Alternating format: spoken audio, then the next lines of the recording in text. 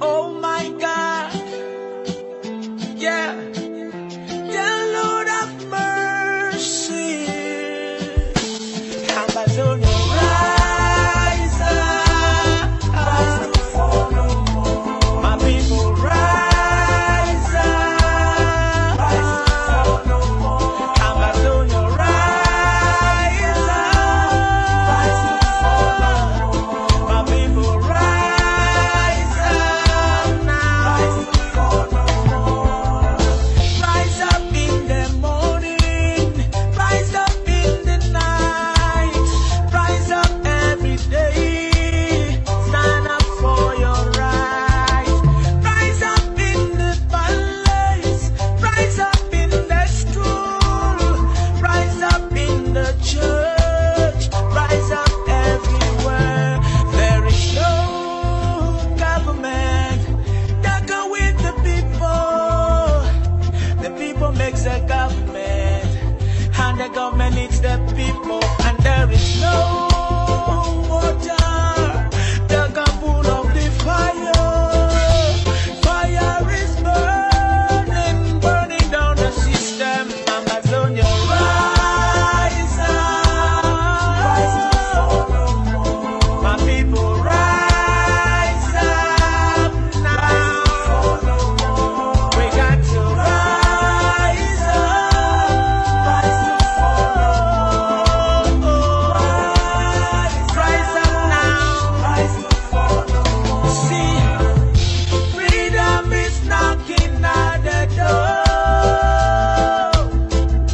Freedom is knocking at the door.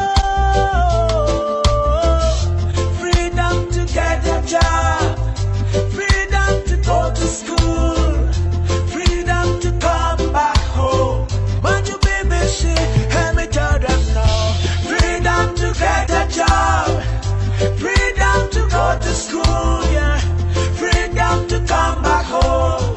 Better Medicare system, and there is no government that can win the people now. The people are the government, and the government needs the people. And there is no water that can put off the fire.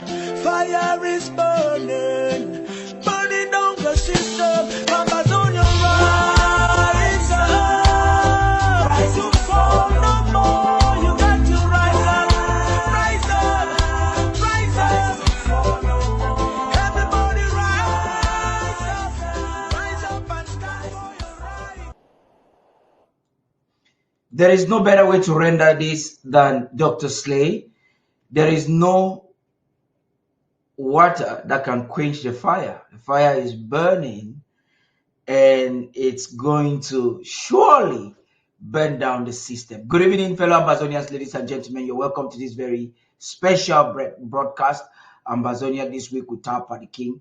We have something really very interesting to examine today with the lawyers and the politicians. But before that, I'd like us to watch a music video that has been making the waves on the social media from neighboring La Republique de Cameroon, because it explains it all. Maybe you like to listen to some music. I'm calling on all those who are watching us from Yaoundé, Douala. If you're watching us on satellite, it's important to take your popcorn and and sit down so we can have a discussion. If you're watching us via social media, you have to share and keep sharing. Share on Twitter. Follow us. Do not forget to. Your subscription, your like, your comment is a huge promotion for our platform. When you subscribe, when you like, you're telling somebody to tell somebody that this content is important, and you help the algorithms to propose it to many people in your catchment. So I'm calling on those who are watching us right now on social media, on YouTube and on Facebook, most especially, to make sure that you can share and share very widely. We're going to start going live on TikTok one of these days, And if possible, why not Instagram? But I think TikTok is a platform that will be coming live to have conversations with you and to see if we can have some interaction. So we're working and putting logistics already. Let's watch this video. And when we come back, we'll begin the discussion.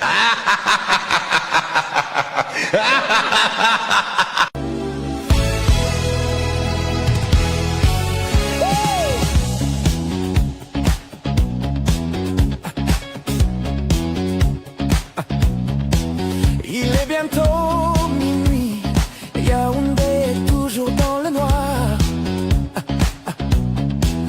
Néo fait son travail, depuis des jours il n'y a pas de lumière. Tu veux te plaindre, Paul Biya t'envoie Kondengi. Tu commences à grelotter, le régime te fixe droit dans les yeux. Tu vas lire l'heure. C'est à cause de Biya, Biya Paul, le président le plus nul du monde. Tu sais c'est Biya, Biya Paul, il a mis tout un pays dans le Ouattaroute.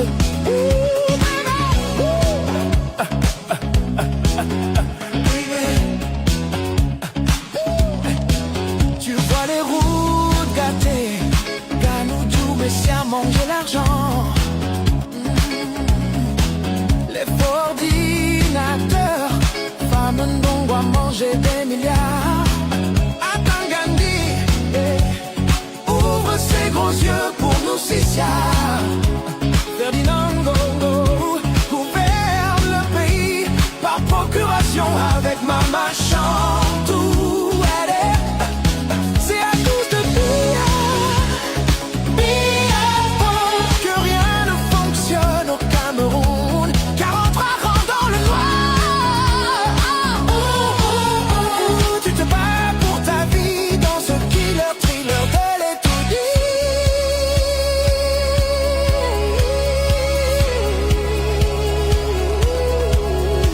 Les créatures de la nuit sortent, les directeurs, les DG et les anciens combattants de 1932. Les morts vivants du système marchent en rang, les décrets tombent comme la pluie à Douala.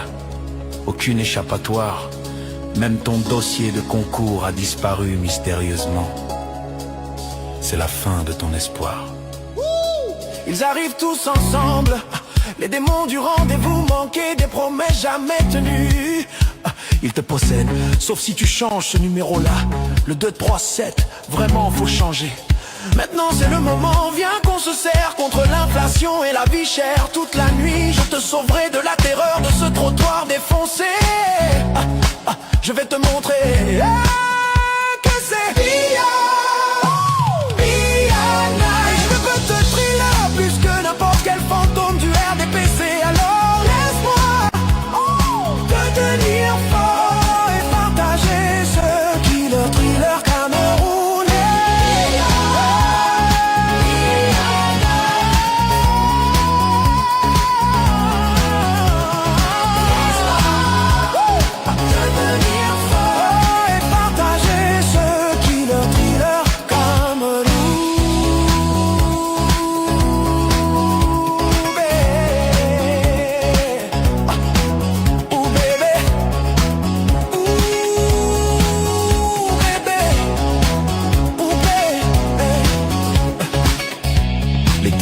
Tombe sur le pays. Le 20h de CRTV approche. Prépare-toi. Les créatures rampent en quête de budget à dévorer. Pour terroriser ton quartier, quiconque sera trouvé sans carte de membre du parti devra affronter les Hounds of Hell. Vous avez voté pour qui? Dégoûtant flotte dans l'air, le parfum de 40 000 années de mandat.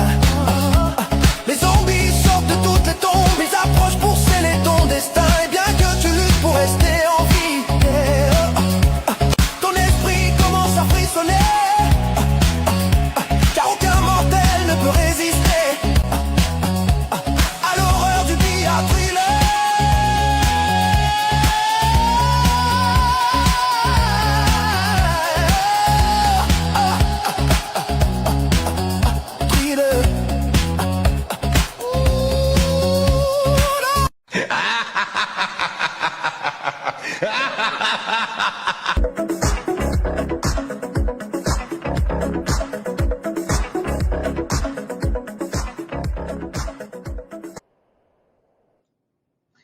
this is indeed funny, but it's also vexing because though it's a comic relief for some, the truth about it is that is what is happening. Someone said Cameroon is a country with the youngest population in the world being ruled by the oldest people ever existing in planet. And they're not hoping to leave any day soon. And so this leads me to what we're going to be talking about today. President-elect Sako Tchiroma is trying to mingle his way into power by giving some orders. We'll be examining some of the successes. There are those who are asking us, what is our interest? Yes, we have an interest because these are our neighbors. It's important for us to talk about them. And also because what happens in Yaoundé, we want to know the thought pattern of the politicians in Yaoundé, especially as it relates to us. The same way we find out what is happening in neighboring Nigeria. We're going to get into a snippet of the discussion of what happened in neighboring Nigeria, the condemnation of Kanu, the IPOP leader, sentenced to life imprisonment, and some of the terrorist activities that are happening in neighboring Nigeria.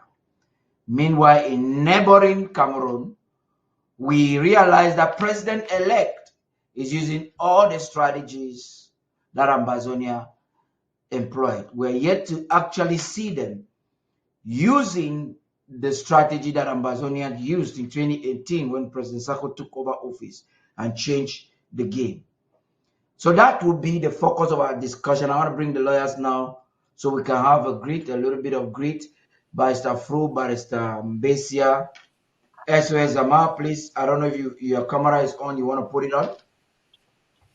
So let's just, good evening and welcome to this important discussion, gentlemen. Thank you, Paddy. Thank you for inviting us once more. Yeah.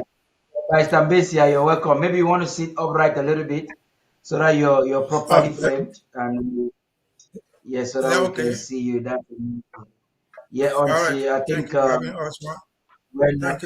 when Commander Zama comes on the screen, I just wanted us to greet and then maybe to make an appraisal of that song so we can get into the newsroom. There's a lot in the newsroom for us to comment on today. Let me begin with you, Barrister Fru. Please talk to us. Yes, that video is very telling, Paddy. It first of all starts with people who are dead but living, and then the dead companies that Cameroon has, that Biya had finally, that Cameroon killed, Biya's government destroyed, and then the people, all the people that are in the regime and some CPDM people are dead but living. And it depicts the fact that Cameroon is being ruled by ancestors, not by human beings. They may be old, but they are older than our ancestors. Actually, Cameroon is being ruled. Ancestors is a very friendly way of putting it. I would say Cameroon is being ruled by fossil men. Extinct. Fossil.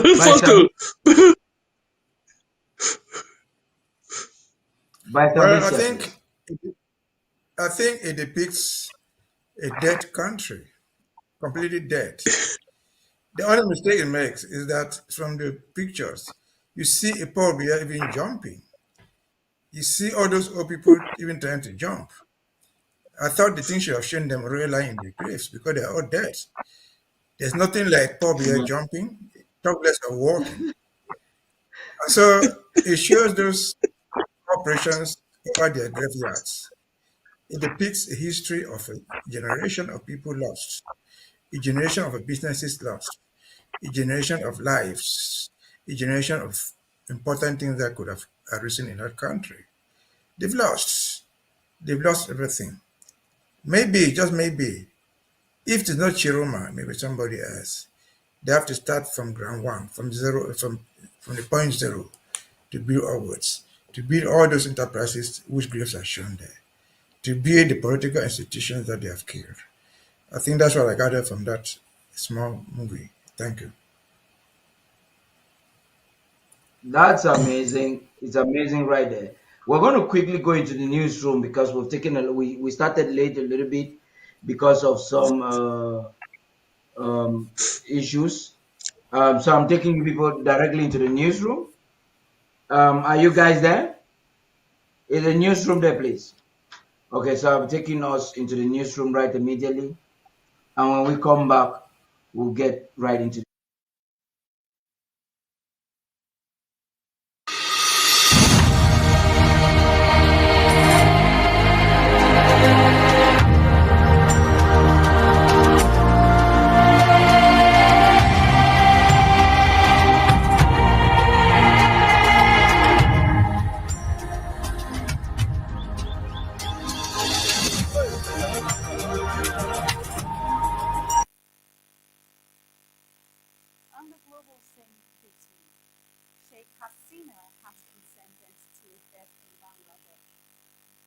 Now the question is whether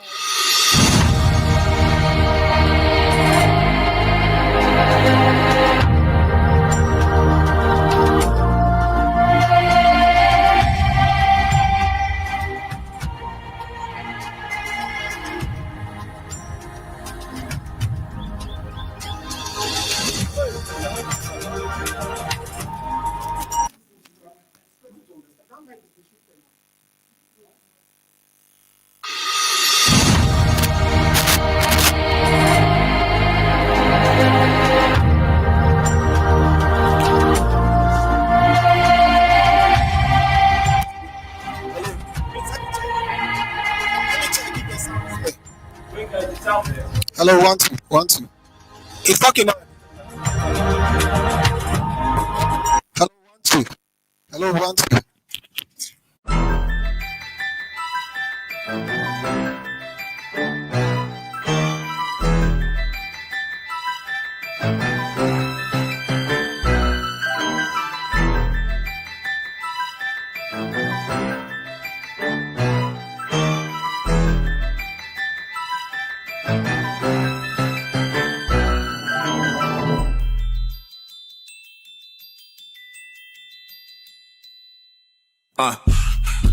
I don't read the votes. Yeah, make I take my oath. I do so swear, say I go wicked. Almost every budget go the enter from my pocket. When the budget enter, I go hairy wear my jacket. Fly go for France, I not even need a ticket. I swear when I go suffer 3 hours of France, then I day for Swiss border. Enter hotel, Spain, have the door, I no go bother. She don't watch TV, look how I be suffer. Finish come my jacka, Ide California. Sending money, telling make it to with your banker. Make it go shopping spree, live la vida loca. Go for club, buy whiskey, miss and with the coca. Smoke some majunga. All the thing way at the talker. Me when I know say I go do And if any man try me when I do anything for the country, I go lock her. All the thing way at the talker. Me when I know say I go do And if any man try me when I do anything for the country, I go lock her. Life for you go hard, pass the one for chat. If you chop once a day, oh boy, get for glad. Life go the cut, accidents go pack. Dust everywhere, potter yeah go bad. Dotting deeper for your tap. You go fear for wash your sap. Not to talk of even shark. Belly by the thing a trap. Go hospital, hold your bribe. Police stay for road with pride. 500 could be the price. When they stop, you pay the price. Doll man with the choco go pass enam. When you finish school, go for net, start for scam. Bolo no go there, I swear to God, that's the plan. If you vex you must have 4 push, go Thailand. Bolo do sending them for port. When them reach only tax, you go dash and for port. Life for year go really strong, it go bad, it go short. When I finish, you no clap, I go send you for court. I swear to God, all the thing way I the talker. Me when I know say I go do And if any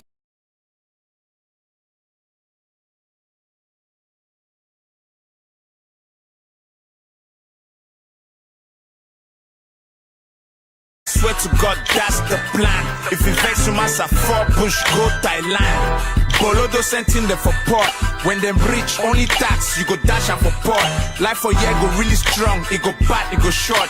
When I finish, you no clap, I go send you for court. I swear to God, all the thing way I the talker. Me wanna know say I go do her. And if any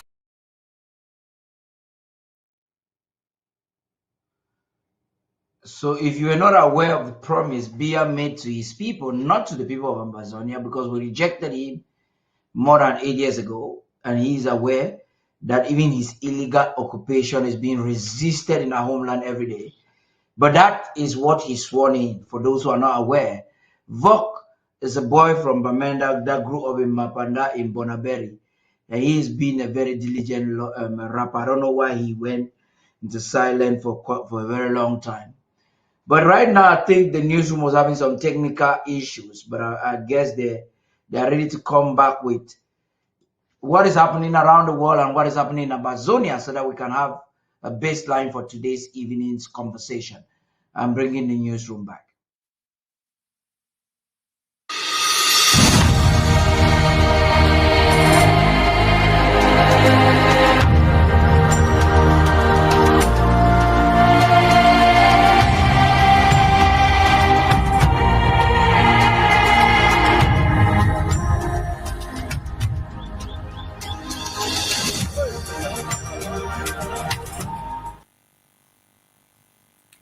On the global scene this week, Sheikh Hasina has been sentenced to death in Bangladesh.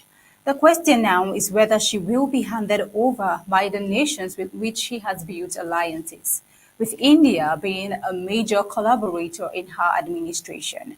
Meanwhile, in a resounding development on Israel and Hamas ceasefire, the Trump-backed Gaza ceasefire has been adopted by the United Nations this week, while also the United States held Congress hearing over Christian genocide in Nigeria. Now, from Nigeria and over to French Cameroon, Barrister Alice Comm accepted the appointment as spokesperson for Sako Tchiroma. Meanwhile, today, what initially appeared to be a breakthrough in the Russia-Ukraine war has become a shifting ground for President Zelensky. Will he yield to the mounting pressure from the U.S.? Let's get into the details. Welcome to Global News. I am Tabitha Arko. Let's begin.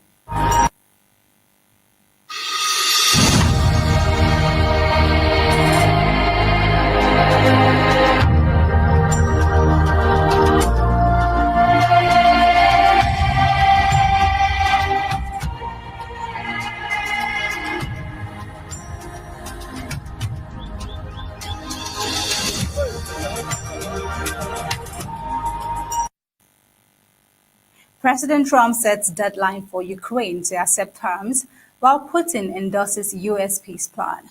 Who is about to bow? Russian President Vladimir Putin has endorsed a U.S. drafted peace plan for ending the war in Ukraine, signaling that the proposal could serve as the basis for a final settlement. The move comes as U.S. President Donald Trump pressures Kyiv to accept the plan by next Thursday. Now, the leaked 28-point document developed by the Trump administration demands significant concessions from Ukraine, including ceding territory still under its control, allowing Russia to retain occupied regions such as Crimea, Donetsk and Luhansk, holding elections within 100 days, scaling down its military and abandoning its bid to join NATO. Trump sets deadline. Putin shows support. Is Ukraine being pushed? And will Ukraine accept? Ukrainian President Volodymyr Zelensky has described the moment as one of the most difficult in the country's history, warning that Kyiv may be forced to choose between preserving national dignity and maintaining U.S. support. His address followed reports that Washington could withdraw military assistance if Ukraine rejects the plan. Let's take a look. Ukraine faces extraordinary pressure. We are potentially facing a difficult choice: surrender our dignity or risk losing a key partner. Either we accept these difficult 28 points or we face an extremely difficult winter. I'll argue our position, I'll push back, I'll propose alternatives, but we won't give the enemy a reason to claim Ukraine doesn't want peace. Meanwhile, the United States has renewed pressure on Kyiv, reaching a level unseen since March, when Trump temporarily halted intelligence sharing and weapons transfers. Senior U.S. officials, including Vice President J.D. Vance and Army Secretary Dan Driscoll, announced central to the diplomatic push. Analysts note that the proposed conditions leave Ukraine in an untenable position. While Kyiv has adapted to reduce U.S. intelligence support by relying on commercial satellite data, it remains heavily dependent on Western weaponry, particularly Patriot air defense systems needed to counter Russia's missile attacks. That will see that European allies can fill part of the gap, but losing the U.S. as a strategic partner would significantly weaken Ukraine's defense posture. Inside Ukraine, the plan has triggered anger and frustration. Many see it as aligning with Russia's maximalist demands and undermining Ukraine's sovereignty. Public figures argue that the plan emboldens Russia and undermines the sacrifices made since the invasion began. Zelensky is also facing political pressure at home amid a corruption scandal that critics say is eroding public trust at a very critical time. So now, despite growing pressure, Zelensky has held a series of calls with European leaders and NATO officials as Kyiv prepares a counter-proposal. His office says Ukraine, the US, and Europe will continue negotiations in the coming days.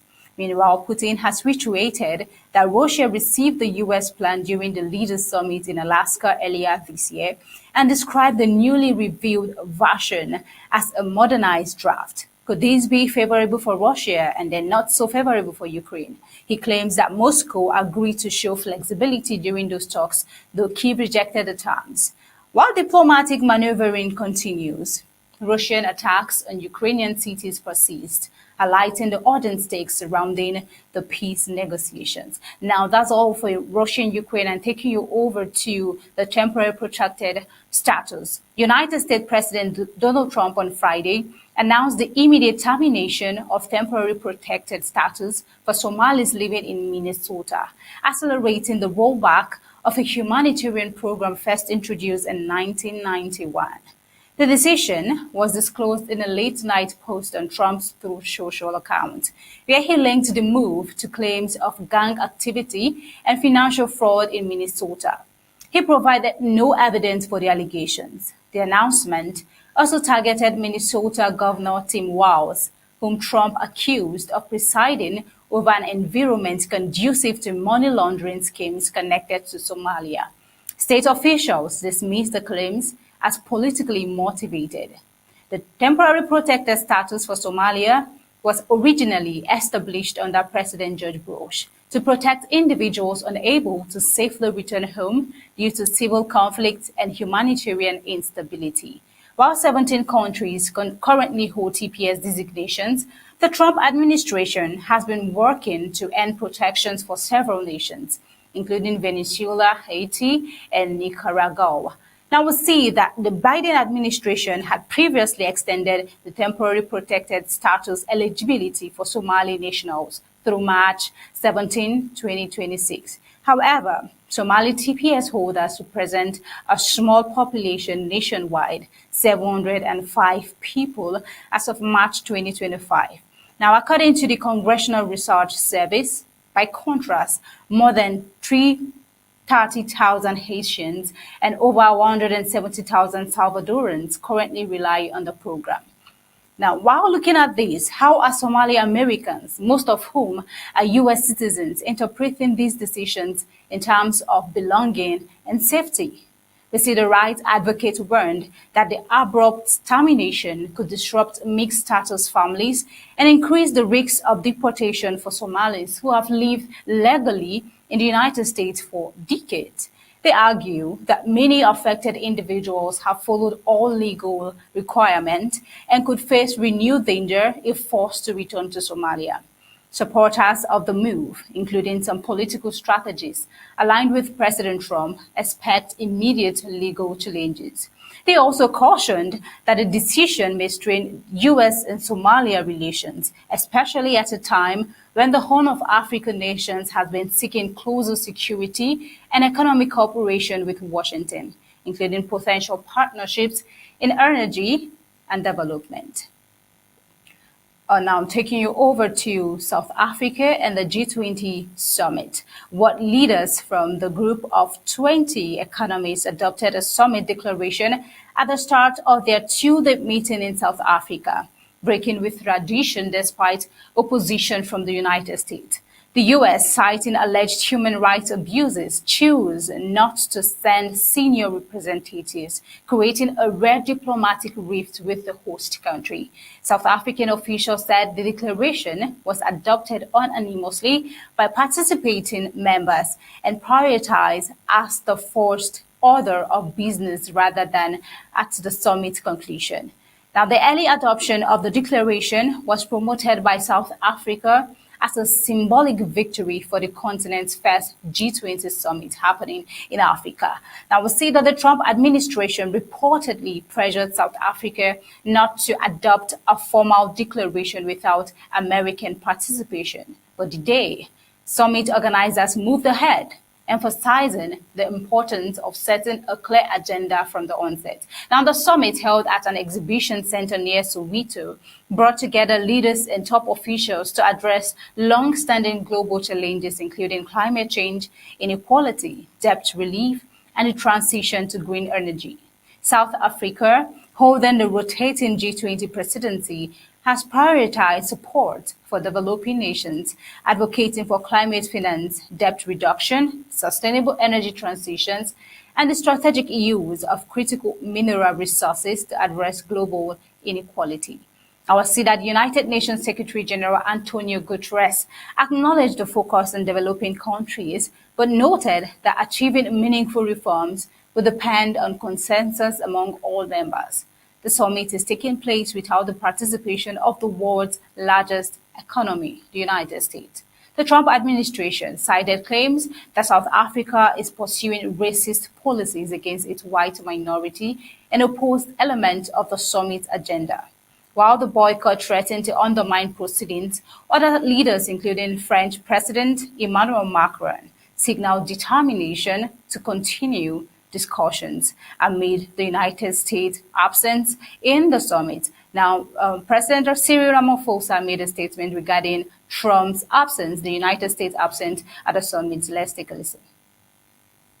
For the G20 to fully live up to its mission of promoting international financial stability and deepening economic cooperation, there should be no unwritten rules about those who feast and those who must be settled for scraps.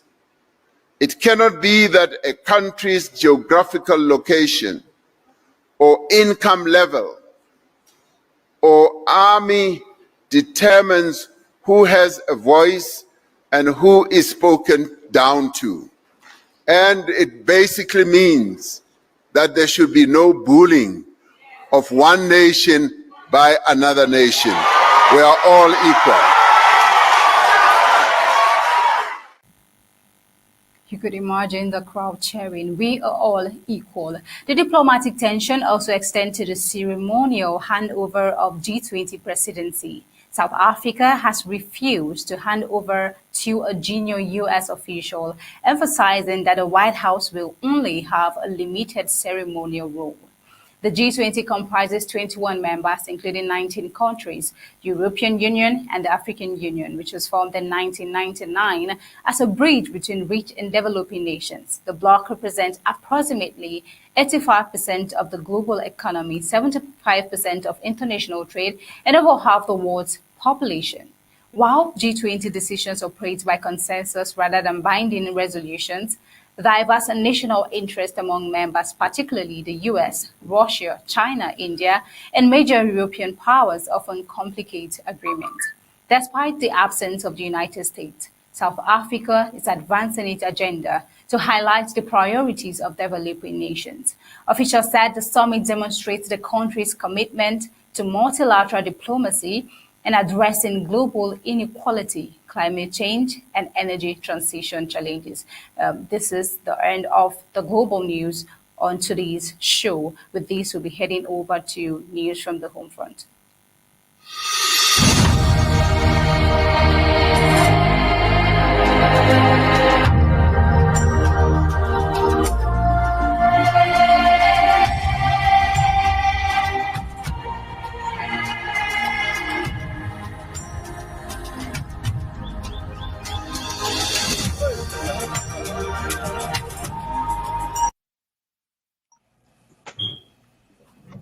Welcome back, ladies and gentlemen. That was an amazing one right there.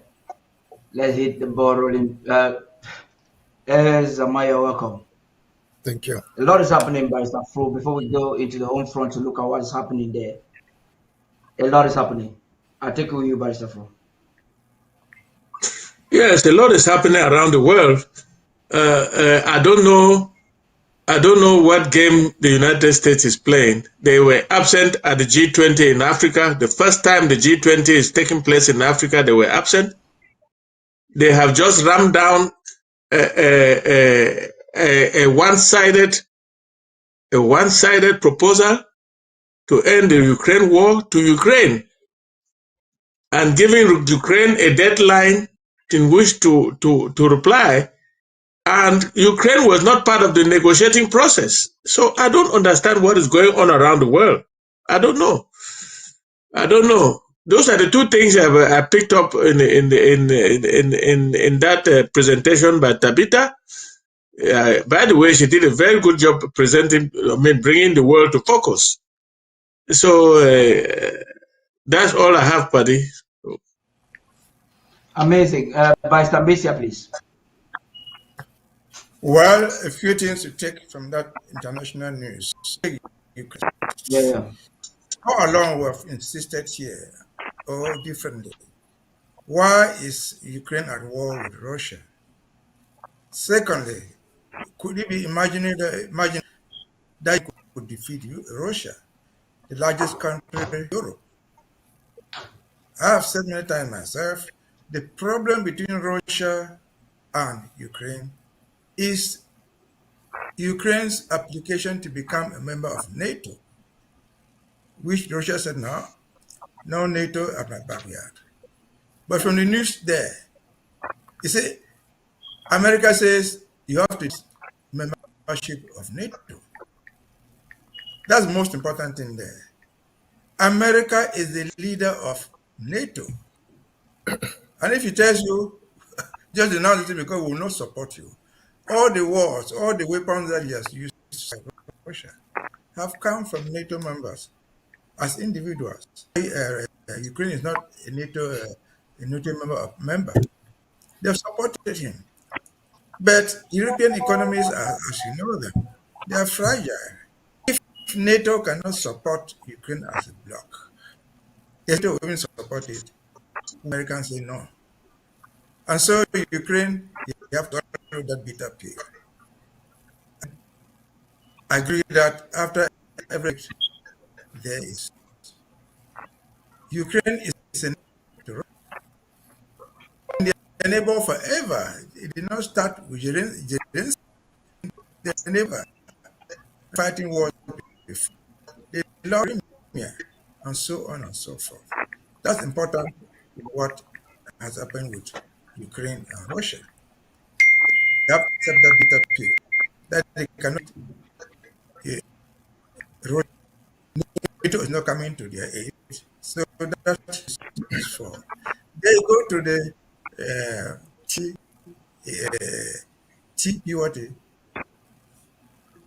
temporary protected status for Somaliland, the Republic of Somalia.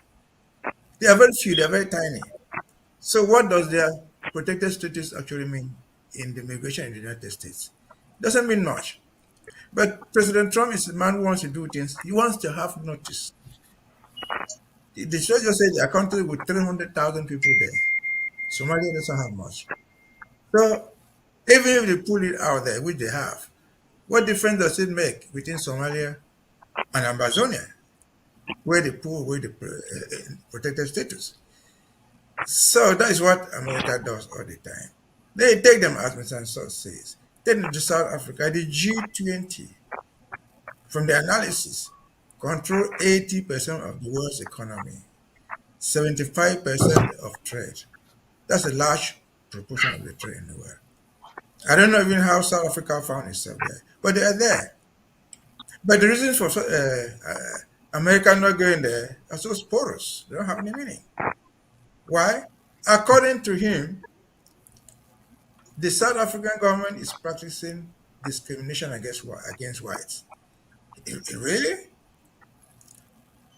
Really? And so, if the United States withdraw from the G20, he's not withdrawing, but suppose they withdraw, will the G20 collapse? Certainly will not. There are emerging economies around the world that, in fact, they are fighting to have the same rating with the United States. They are fighting the US dollar, which has been the world's dominant currency. And so I think most of what Trump has done as far as the G20 is concerned is ill-advised. It doesn't make sense. Because their allies, their closest allies, the French, the British, and all those European people, they are there, sitting there, doing their business. Because it's an economic summit. Economy is an issue of interest. Where does your interest lie? Those other countries find their interest in that thing. You belong to it. Mr. Trump can do what he likes. That's his freedom. But remember, again, we're dealing with American politics. Yeah. It will not take, it doesn't take up to 4 years, only 4 years to dismantle the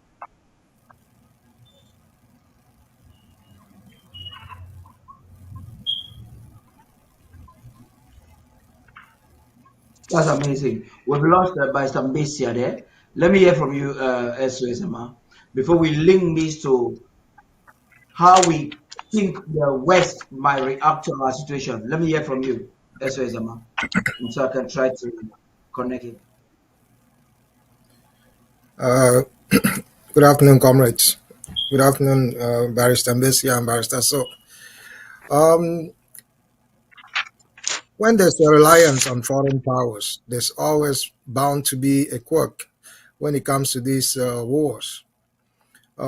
We have seen in many proxy wars and many wars around the country, around the world, whereby countries have lost 80, 90% of their territory. We can see the case of the war, they called it, I think, the Great Northern War in, I think, 1721, the Swedish against the Russians. In that war, I think the Treaty of Nystadt, Sweden lost 90,000 square miles of its territory to Russia. Russia has gotten big by gobbling up territories from other countries. It's the same thing that we are seeing in Palestine. It's the same thing that we are seeing in Tibet. We're seeing it in other parts of the world. The big issue is either you get big or you'll be swallowed by the big countries. In the perspective of Ambazonia, we are in that same pot of soup. We either fight like there's no tomorrow, or we'll be gobbled up and distributed and dismembered. They've already dismembered part of northern Cameroon and sent to Nigeria, which was one of the primary reasons that the British is now want Ambazonia to have an independent southern Cameroon, because they would have resort to nullify that plebiscite that northern Cameroon went to join Nigeria. So it's a game that's been played over and over again, and I think Zelensky was ill-advised. He fell for the superpower of the West. He thought they were going to run over Russia in a couple of days, and Russia gave in.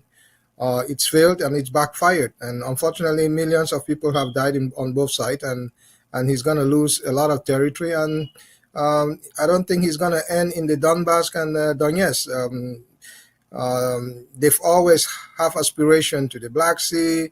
They need that Black Sea exit for their Black Sea fleet, and they have to have it. And initially they were paying leasing for hundreds of years to Ukraine, and I think the Ukrainians were so myopic in their outlook of this war, and and their tacit demand that they wanted to join NATO, and nobody will agree that a Russian satellite should be next door to America.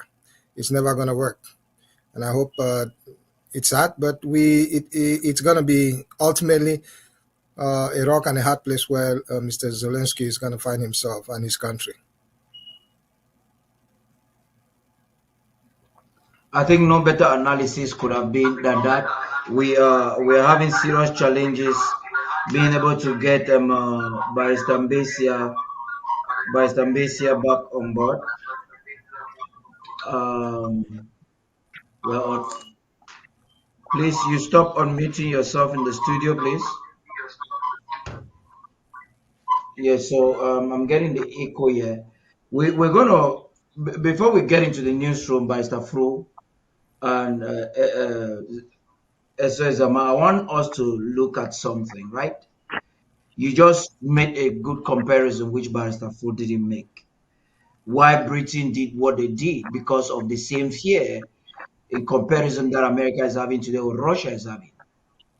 But we're talking about today. This is about 6 decades or 7 decades later.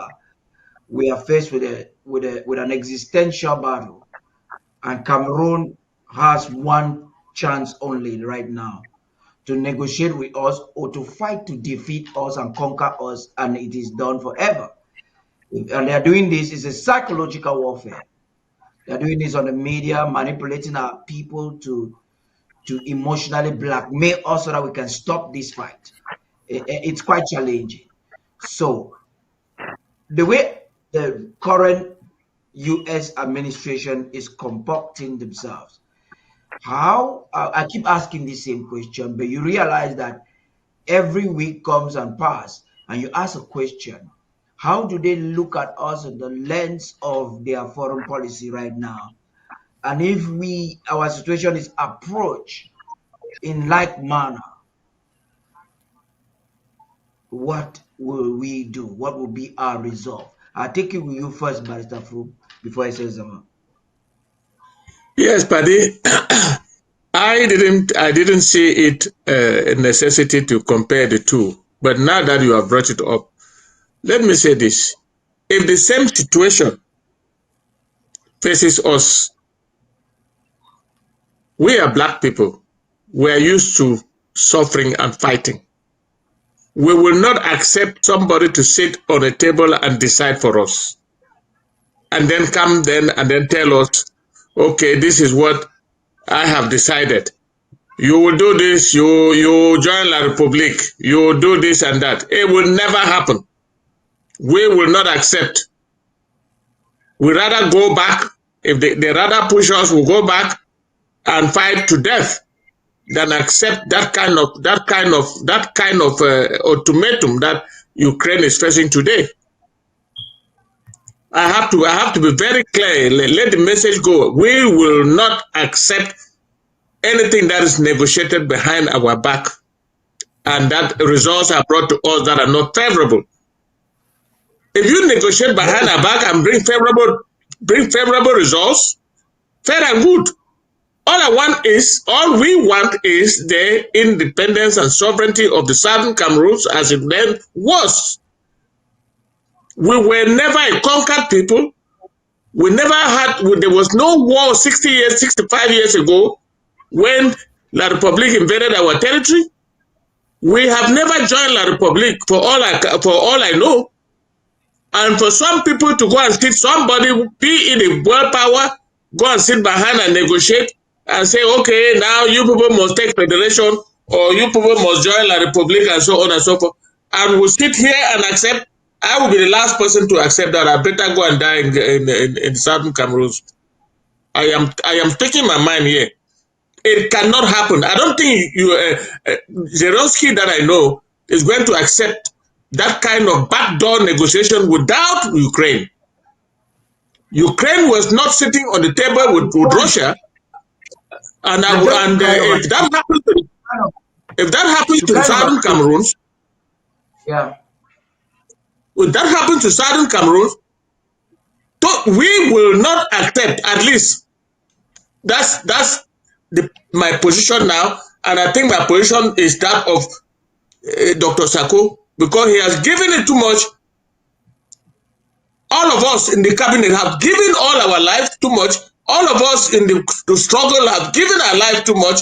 All of us, right down to the LGAs and so on, everybody has suffered. We have lost more than 65,000 people, and for some people to go and sit, for somebody to go and sit behind and negotiate on our behalf and come and rapping down on our throat when it's not in our favor, we will not accept. We would rather die all. And you see, I suspect Cameroon is trying to enhance this kind of game, because when you find them using failed lawyers and bandits like Ngalajera to go and kill their own people, and then to turn around to blame it on us, and then to use lawyers like Emmanuel Salai to come and manipulate those who are making mistakes here, taking money from Yaoundé to claim that they are pursuing bribing and paying huge sums of billions of taxpayers' monies to lobbyists. You understand that they are trying to get themselves close to that game.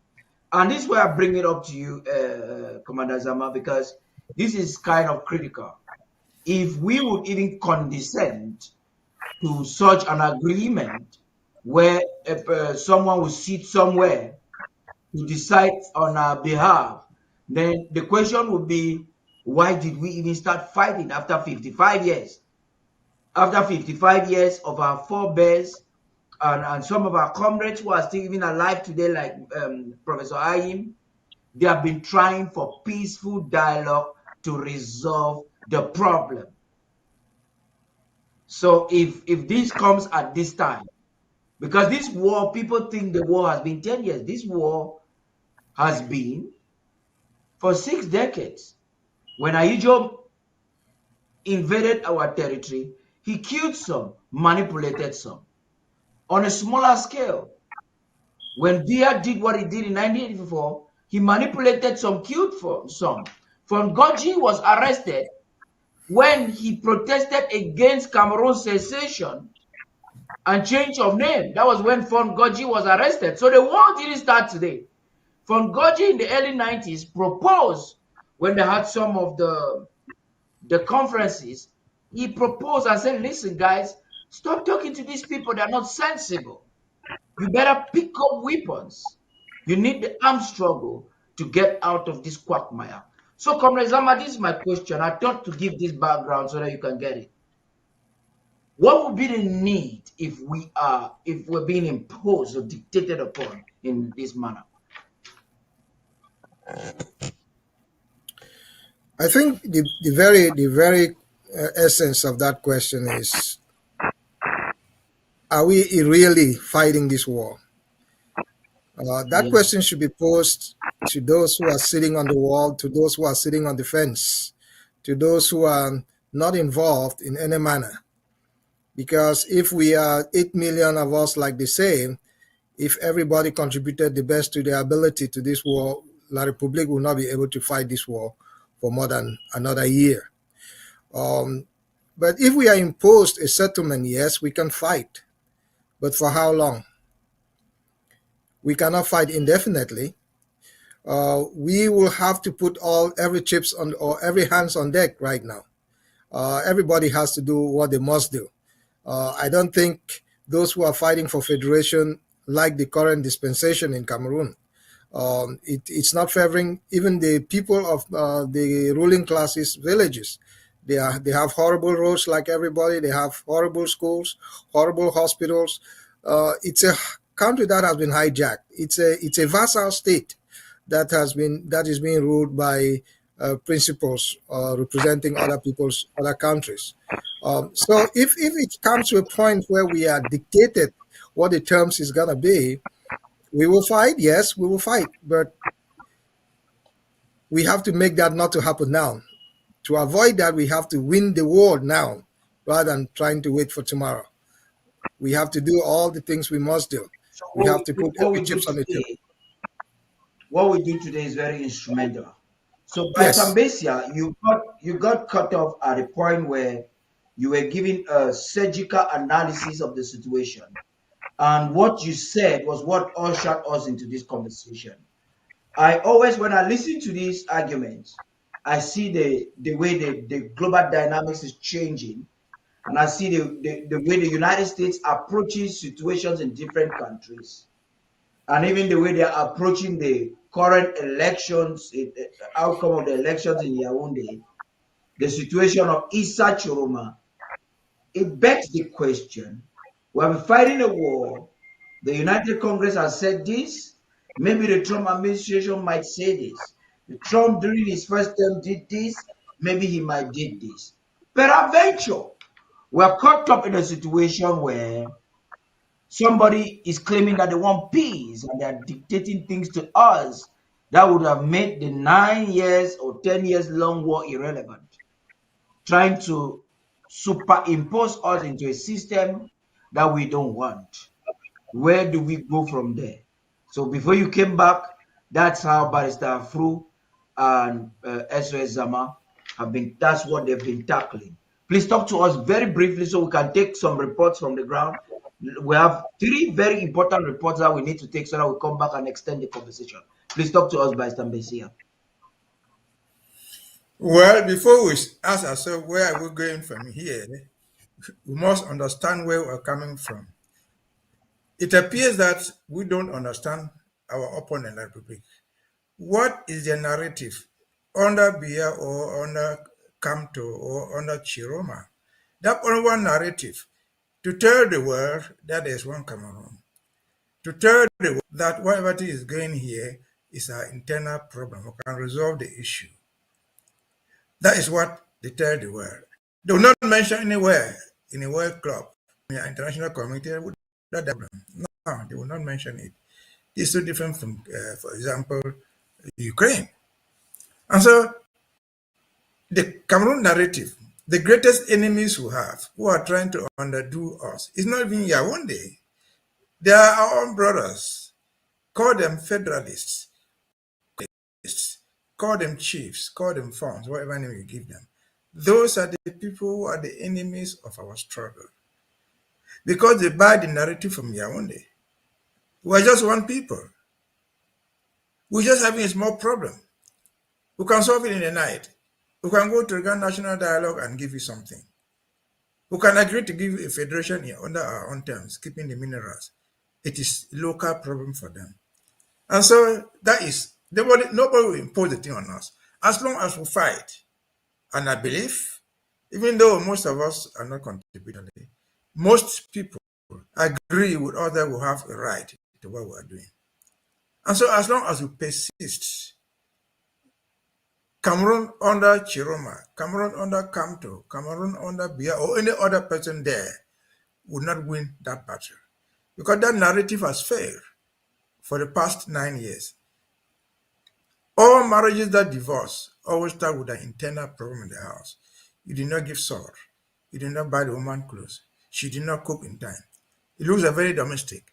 But when it materializes and goes further and further, it becomes a marriage. It becomes irreparable. The woman leaves, or the husband says, I no longer need you. Other way, they will divorce. And so that is where we are. We should be concerned with our own brothers, our own cousins, our own mothers, who are sellers, who are buying the narrative of Yaoundé. They're just all. Are we gaining them? Of course we do. The problem we have is many people feel the pain of war. They never expected this thing to last for 5-10 years. And so they are frustrated, they are tired, they are afraid that they kill somebody down street in Bamunda. Tomorrow will be up station, they will kill somebody. Might be my brother, might be my cousin, be my wife or child. That's just the problem, fear, human fear. But I don't think the federalists, for example, are going to impose their will on us. I don't think the unionists have anything to say for this cause. So as our brother said, let's keep fighting. I think we're making our point. If someone had told Yaoundé or observers that will retain this strength for 9 years, they did not believe. When Paul Biya said in 2 weeks this thing will be over, he was not joking.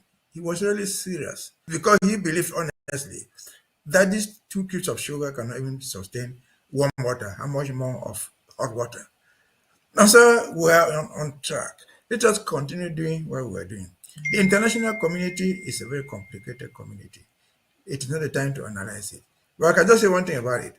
The international community deals with interest.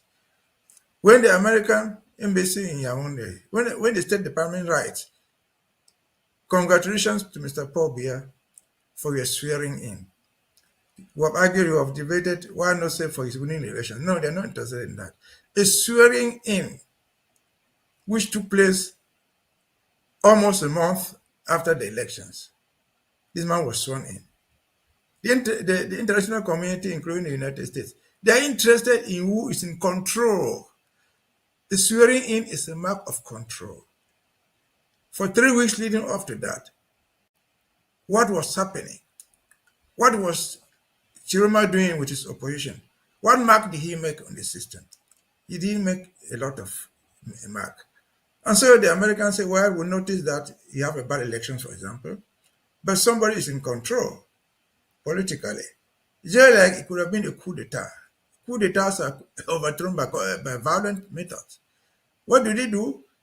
The international community, different countries sit for a while to see who is the general who is emerging as a leader. Once that general emerges and takes control and there's no more violence in the streets, they recognize you.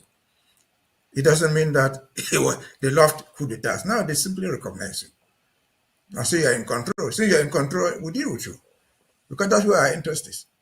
American interest, British interest, French interest in doing business, stealing money, whatever thing they want. And so, now, if I listen to Mbeseha, I'm going to come back to you.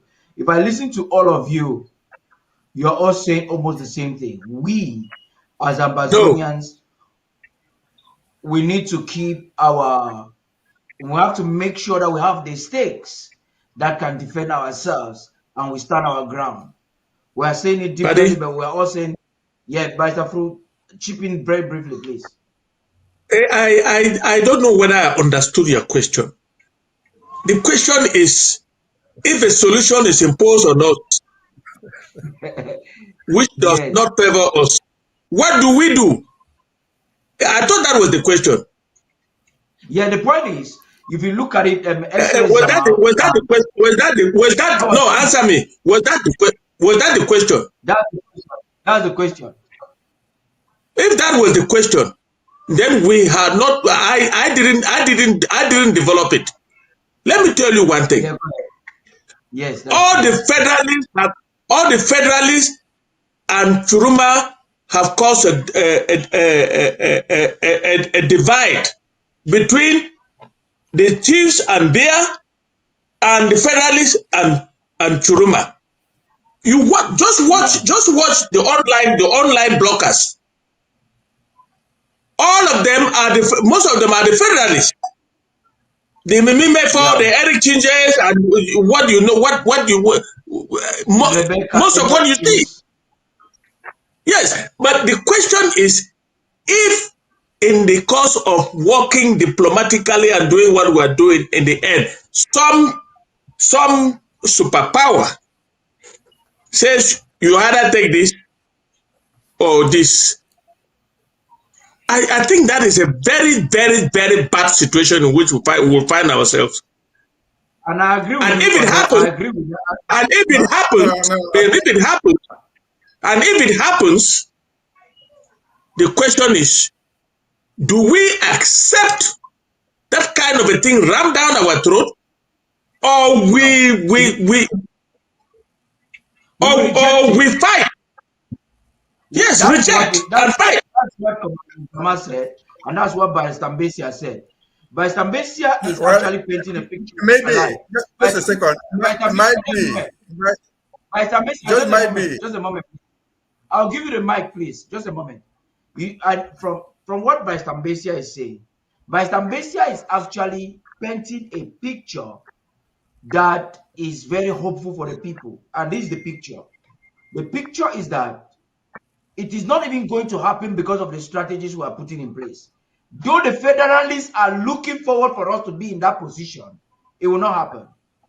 And then as Commander Zama is saying that we have to fight now so that we don't even let that situation come in place.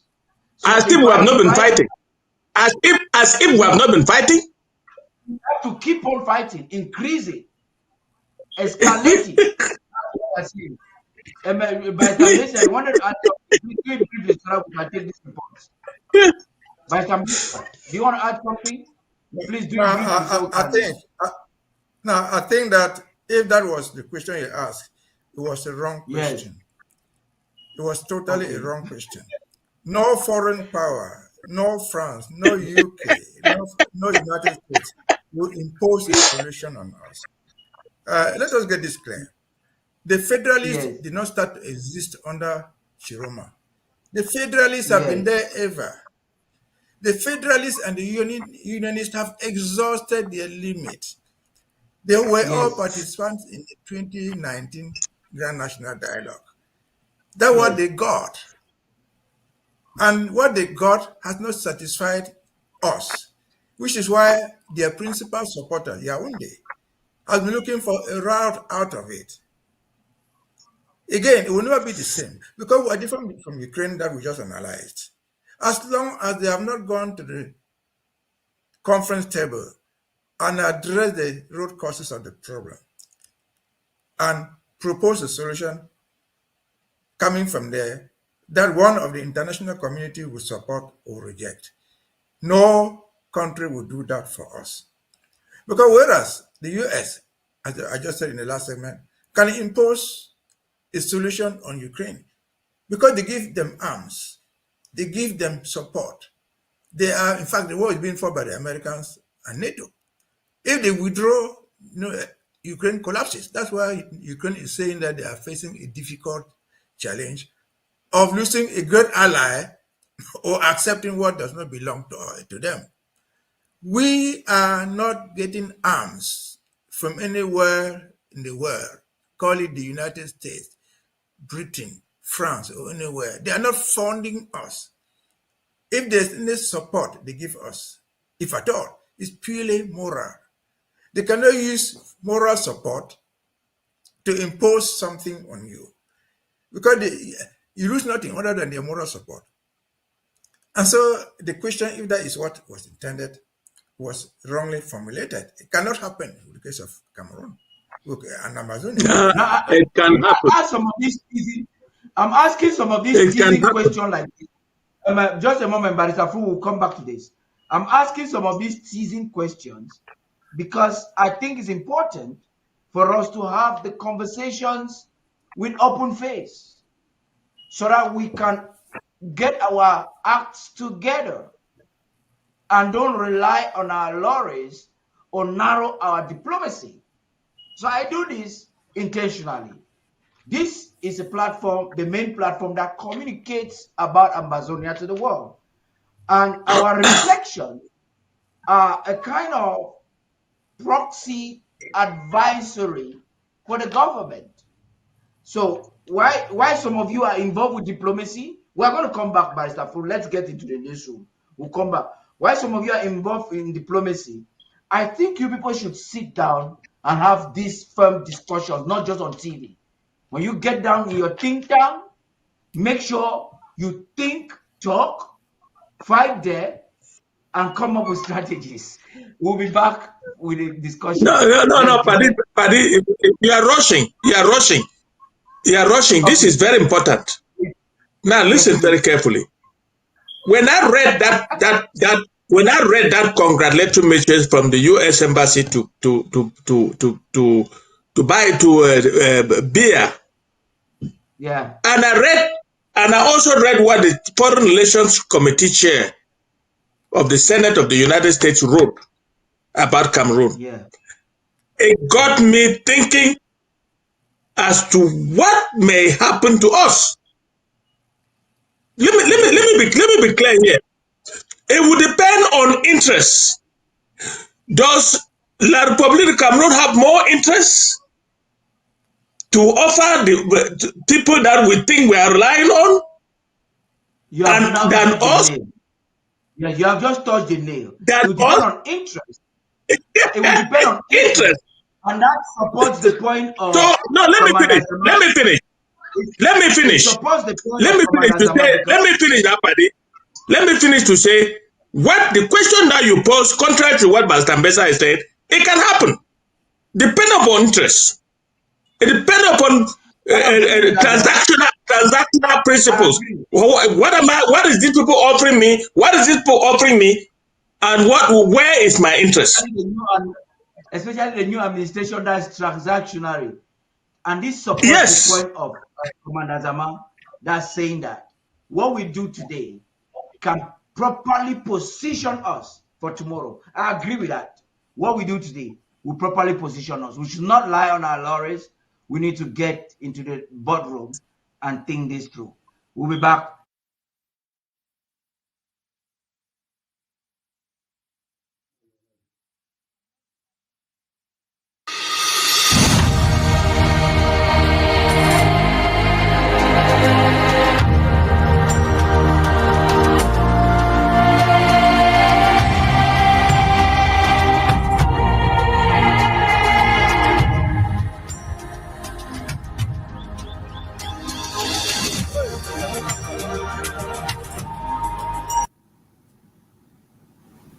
Good evening and welcome to Undaunted Studios. We see the killings of clergymen on the home front and religious leaders has become the order of the day in recent weeks. While we were talking about the ones killed in the past weeks, a devastating incident has occurred in Malende, Muyuka, in the Atlantic zone of the Federal Republic of Ambazonia, where a member of the Christian Men Fellowship was tragically murdered, according to reports allegedly by French Cameroon military personnel. Now, reports say that the colonial assailants decided to vent their anger on the local population. The victim, identified as Franklin Foa, son of Tom Tanda, lost his life after being killed lost his life at the hands of French Cameroon army. Now, the community is in shock with the initial talks of colonial assailants being the friend of the common man.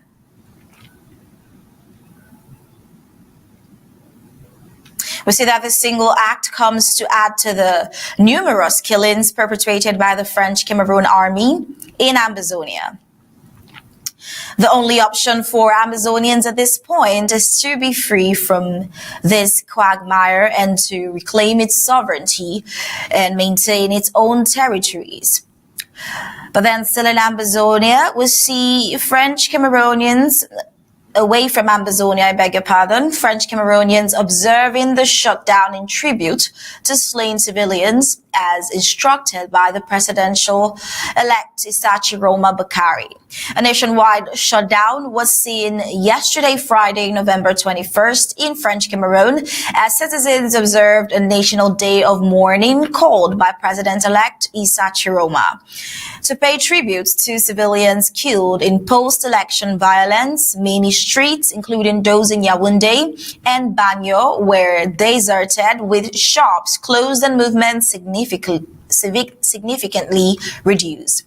In a poignant statement, Barrister Alice Comm, spokesperson for President-elect Sako Tchiroma Bakari, denounced the regime's response to the protest, stating that the security forces opened fire on unarmed civilians, unarmed children, and confused the prize of a material possession with the sacred value of a human life. She referred to the victims as martyrs of the people and warned those responsible that their actions will have permanent consequences. The National Day of Mourning was said to be a direct response to the brutality of the state of French Cameroon, with many Cameroonians heeding the call to stay home and observe the mourning. The day comes amid high post-electoral tension following President-elect Sako Tchiroma Bakari's dispute of the Constitutional Council result that awarded victory to outgoing President Paul Biya. Beyond the symbolic shutdown, local civil society groups and faith leaders also joined the call for calm, urging both the government and opposition supporters to prioritize dialogue over confrontation. Several human rights organizations reported receiving numerous testimonies from families affected by the violence, intensifying demands for an independent investigation into the alleged abuses. As uncertainty continues to grip the nation of French Cameroon, many of its citizens express hope that the show of solidarity during the National Day of Mourning might mark a turning point towards accountability, reconciliation, and a peaceful resolution of the escalating political crisis. Well, as French Cameroon observed a National Day of Mourning called by President-elect Issa Tchiroma Bakari, attention also turned to the contrasting actions of Minister of Territorial Administration Paul Atanga Nji. While large parts of the country were quiet in reflection, Atanga Nji continued his nationwide tour, during which he was seen distributing small cash sums to groups of motorcycle taxi riders, a move that immediately sparked public debate. Analysts note that Atanga Nji's public posture in recent days appears aimed at projecting authority while shifting the narrative surrounding the post-electoral crisis. By portraying Tchiroma and his supporters as instigators of violence and disorder, the government reframes a political dispute as a security matter. Rights observers warn that such framing can have practical consequences, potential legitimizing arrests and detentions and tighter restrictions on public demonstrations. For many who watched his recent statements, the message seemed directed not only at the opposition leader, but at any citizen considering public protests, deepening concerns about proportionality, civil liberties, and the rule of law, all seemingly absent. During his stop in Bafoussam, Atanga Nji handed out 2,000 francs CFA's banknotes and fuel to motorcycle taxi riders.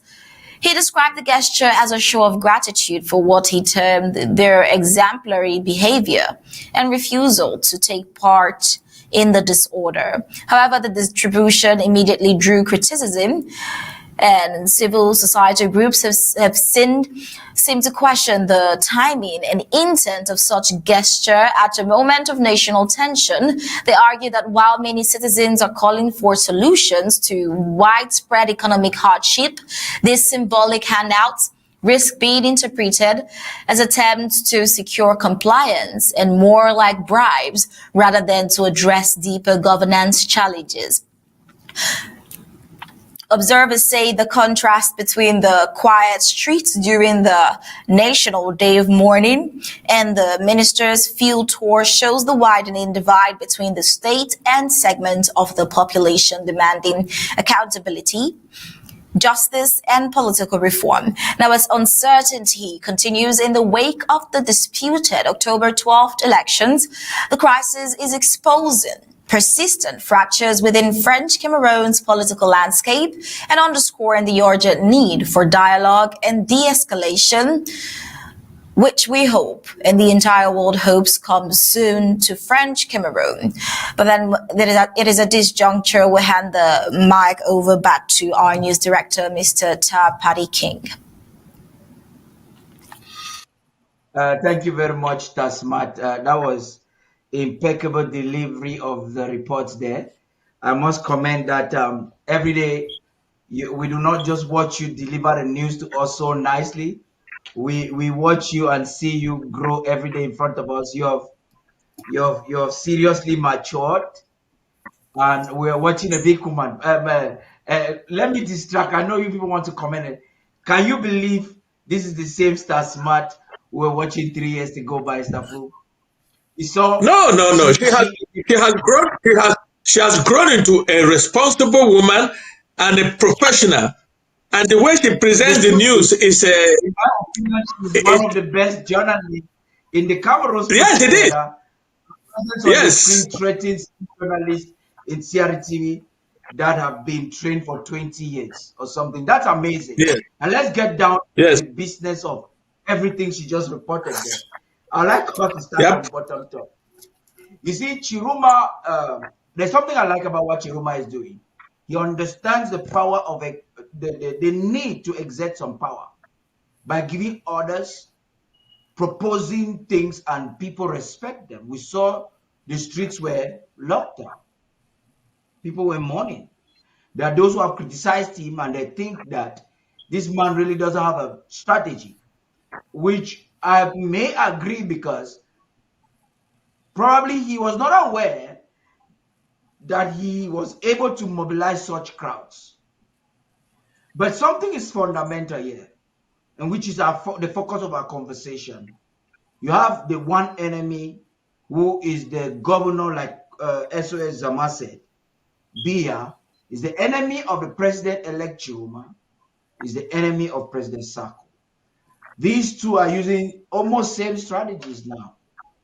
Why one is fighting to reclaim a stolen election, the other is fighting to restore a stolen independence. This is a snapshot of the Cameroons as we speak. I'll begin with you, Zama. You heard those reports. I'd like to hear from you. Could you please repeat your question? Oh, what happened? Oh, Jesus Christ. Okay, let me take it, Mr. Fru, then I'll come back to you. Okay, this is what I'm saying. That there are some things happening. You actually see Tchiroma exercising some measure of power, giving orders, just to prove to the international community, listen, the people came out and voted for me. I know that's the objective of his strategy. Your video is up, SOS Zama, and I'm repeating the question for you. Or maybe he's okay.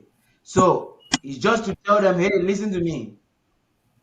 The people voted for me. So he's doing that.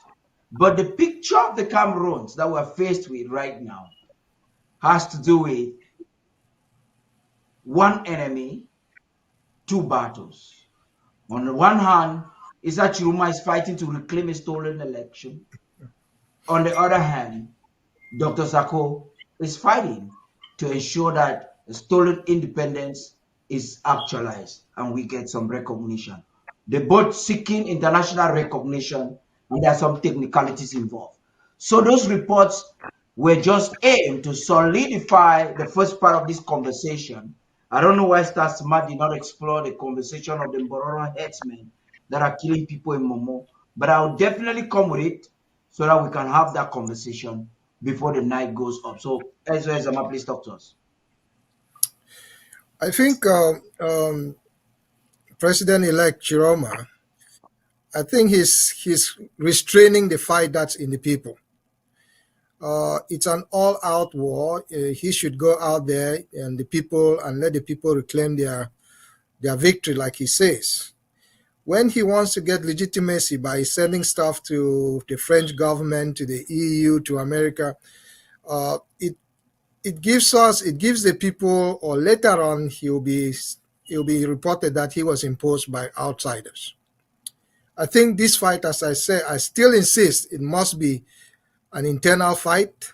It should be fought within the people of the Cameroon, La République, and if they want to be in, they should throw Biya out. Biya does not have as many people in his army like there are citizens in that country, and the citizens are more.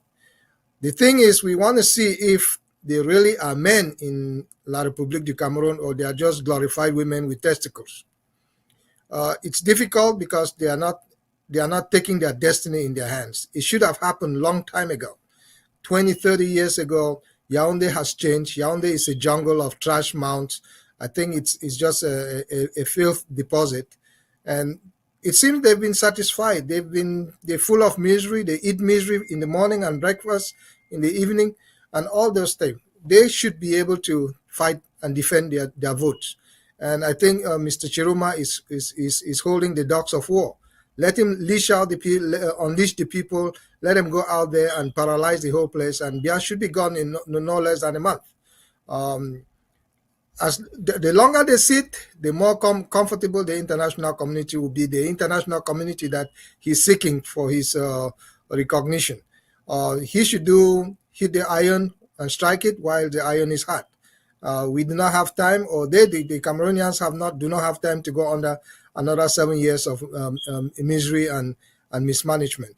It's a country that's a bankrupt country. It's a country that's owned by other country, and that's why you guys keep saying a country people have interest. Interest in what? Who's giving them that interest? Biya has stolen them portions and portions, large parcels of the country, the mines, the minerals. I don't think Cameroon, if you had to liquidate it in the marketplace, it will come up to 10 cents. They don't have that money available. They've all mortgaged everything for the next 100 years. So you are saying that Issa Tchiroma is failing to hit the nail or the iron? I think this is my opinion. I feel he didn't have a strategy. Number two, I think he's afraid. No. Give your opinion after the analysis. Give your opinion after the analysis. Okay, go ahead, Vice Chairman. Look. Let me attempt. Listen, this is Tchiroma that I knew a long time ago. Tchiroma was a young railway engineer who came back from France, and when the coup took place in 1984, he was arrested and locked up by Biya for 7 years and was finally acquitted by the military tribunal. They didn't take him back to work, and he hung on Bele Buba, who had just seized UNDP from Mbeseha, and they hung together, got elected into parliament, and him and his friend Ahmadu Mustafa, connived and joined the Biya government, abandoning the head of the party, UNDP, Bello. And Bello had no choice but to join the Biya regime. Tchiroma went in there. Look, these are Muslims. This is an avowed Muslim. He never forgets what has happened to him and his people. As he was in jail, more than how many thousand people Northeast were killed, were slaughtered and buried in mass graves in Bamayo. Muslims have not forgotten that incident. So Tchiroma went into the government of Biya twice. The first time he went, he was appointed Minister of Transport. And in 2004 year, he was thrown out. He came back to the opposition and tried to work with the opposition to put one candidate to face Biya. The opposition did not work. Frundi walked out of it. I was there.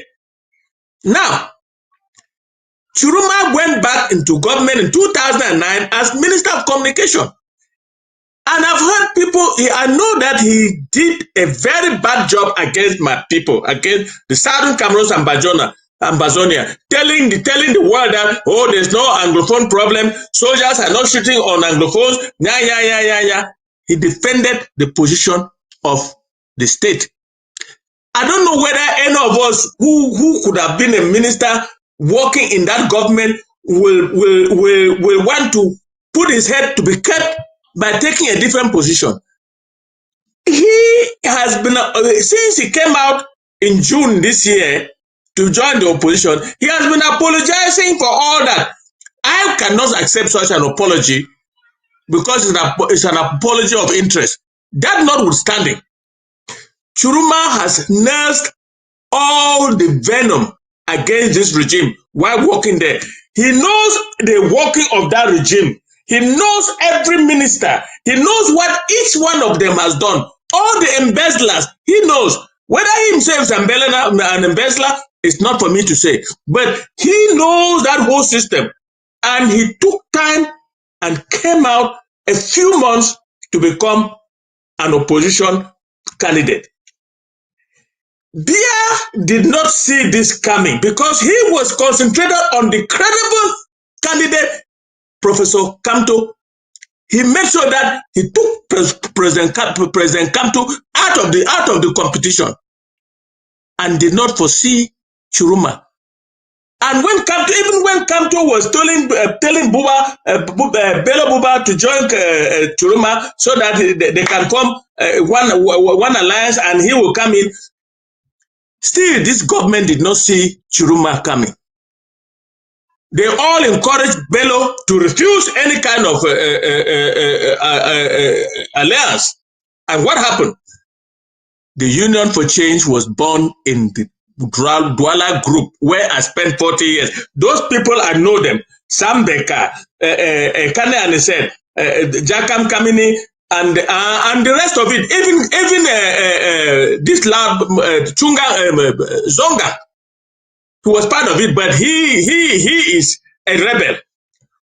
They agreed and put together the Union for Change and supported Tchiroma.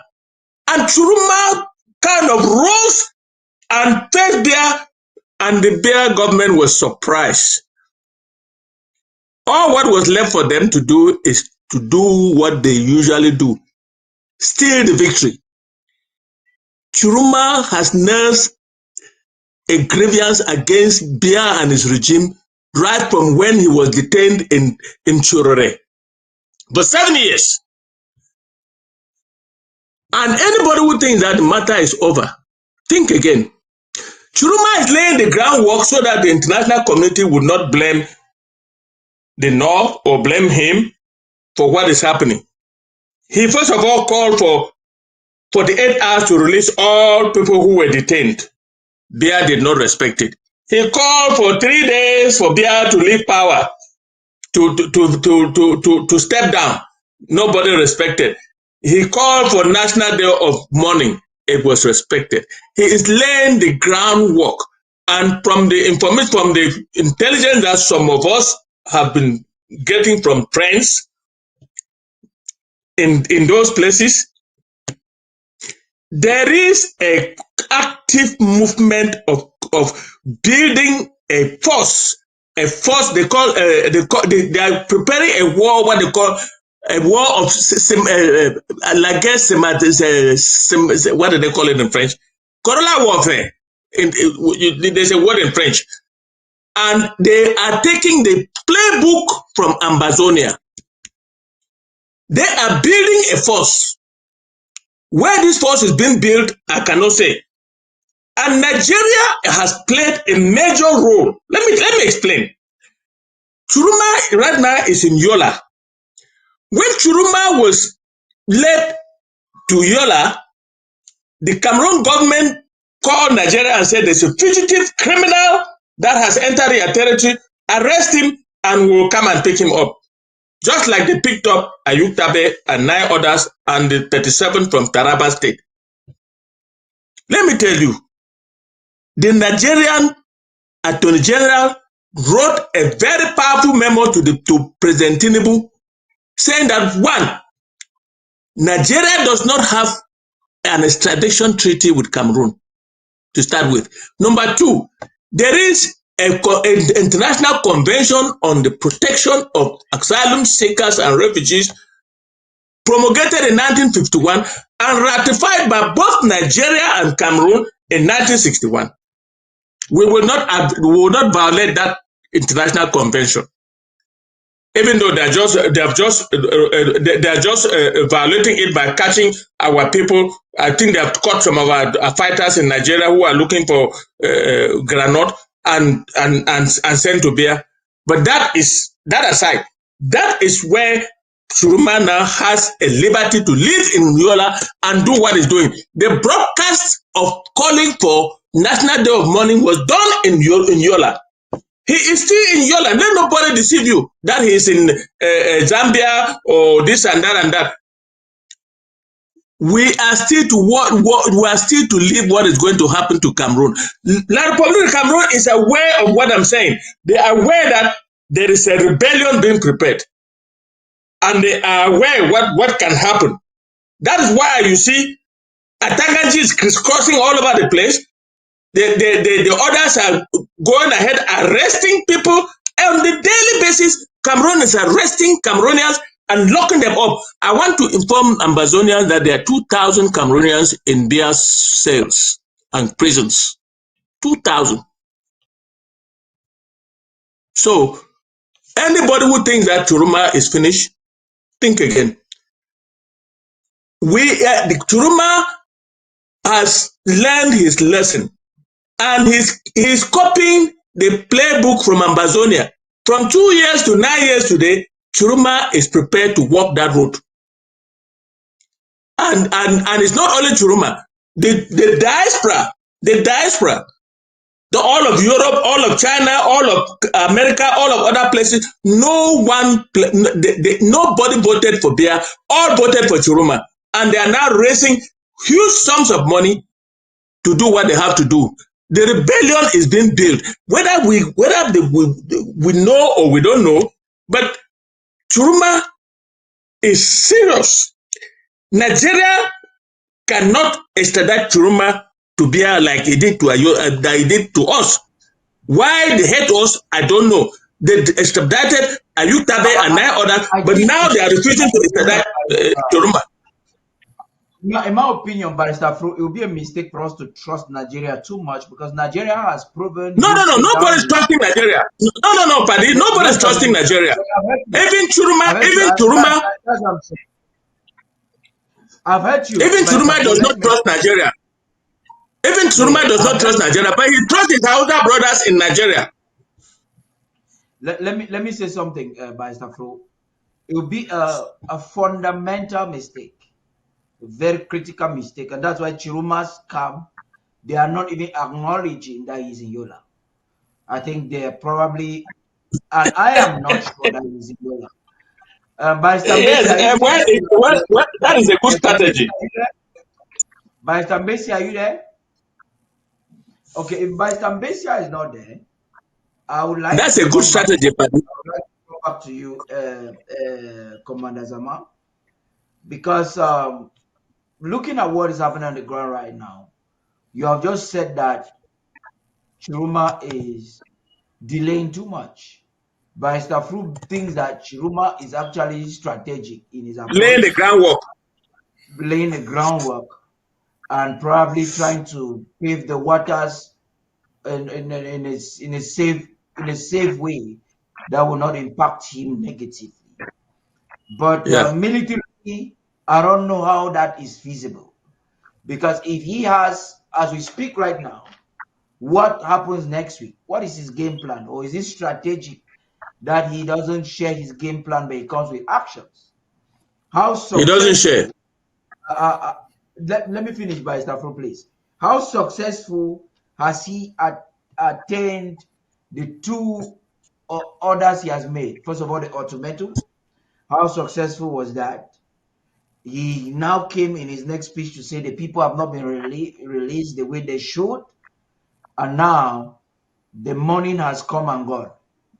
What can we be expecting next? SOS Zama, please. I still insist that President-elect Tchiroma should keep the madding crowd behind him. Once you're thinking too much, you take the passion out of this. He may get an insurgent army, yes, but what's the population of that insurgent army? How many of them are there? What funding do they have? Who is providing them equipment, and who is providing them know-how? They may have a lot of soldiers who are retirees from the Cameroon army. They may have current soldiers from the Cameroon army, but it's no guarantee that they're going to drop off from the army. They are being paid well. They may not decide to stay. They may not join the fight in the north, or join their clansmen to fight the Biya regime. But the north alone cannot do it. It has to be a concerted effort, north to south, east and west. Everybody acting in unison, that's going to bring down the Biya regime. They may have bloodshed. They don't have to have a lot of bloodshed if they have to go the arms route. It gives Biya more energy and more power for the hardliners to crack down and kill people as much as they want. They're hanging on power, is their last gasp, and they'll do the worst. So their best bet is the people, because more people who are out there in the streets, the soldiers will run away. That has just been in effect in every given civil disobedience that has happened around the world. How many days did it happen for the Nepalese to overthrow their government? How many days did it happen in Tunisia? What about in Egypt? It didn't take long. So it was not gunshots that threw out the presidents of those countries. It's not the same thing. It's the same thing that happened in Madagascar. So he has to hit the road running. And the longer he stays, I don't care how much calculation he gets. The more you keep a soldier to start thinking why they are fighting, it's a very tenuous situation. You don't keep a soldier who is willing to fight to start thinking, if I may die. Once they have that exuberance, they want to die, they may die for the cause, yes. But if you have to keep them thinking, I could go in here and I'll die, you don't want them to have that thought process. It's a thought process of a defeated army. Once you start worrying about death, you're not going to fight. You're going to be worried about staying alive rather than fighting. So Mr. Tchiroma and his group of people, I think they should do things and do it fast. I still insist on time, because Mr. Biya was combobulated. He didn't know what was going on. His soldiers are some sort of fractured. They are confused. The more they can do this quick, they cannot fight a war in 3 or 4 fronts. They have a front in the Central Africa area.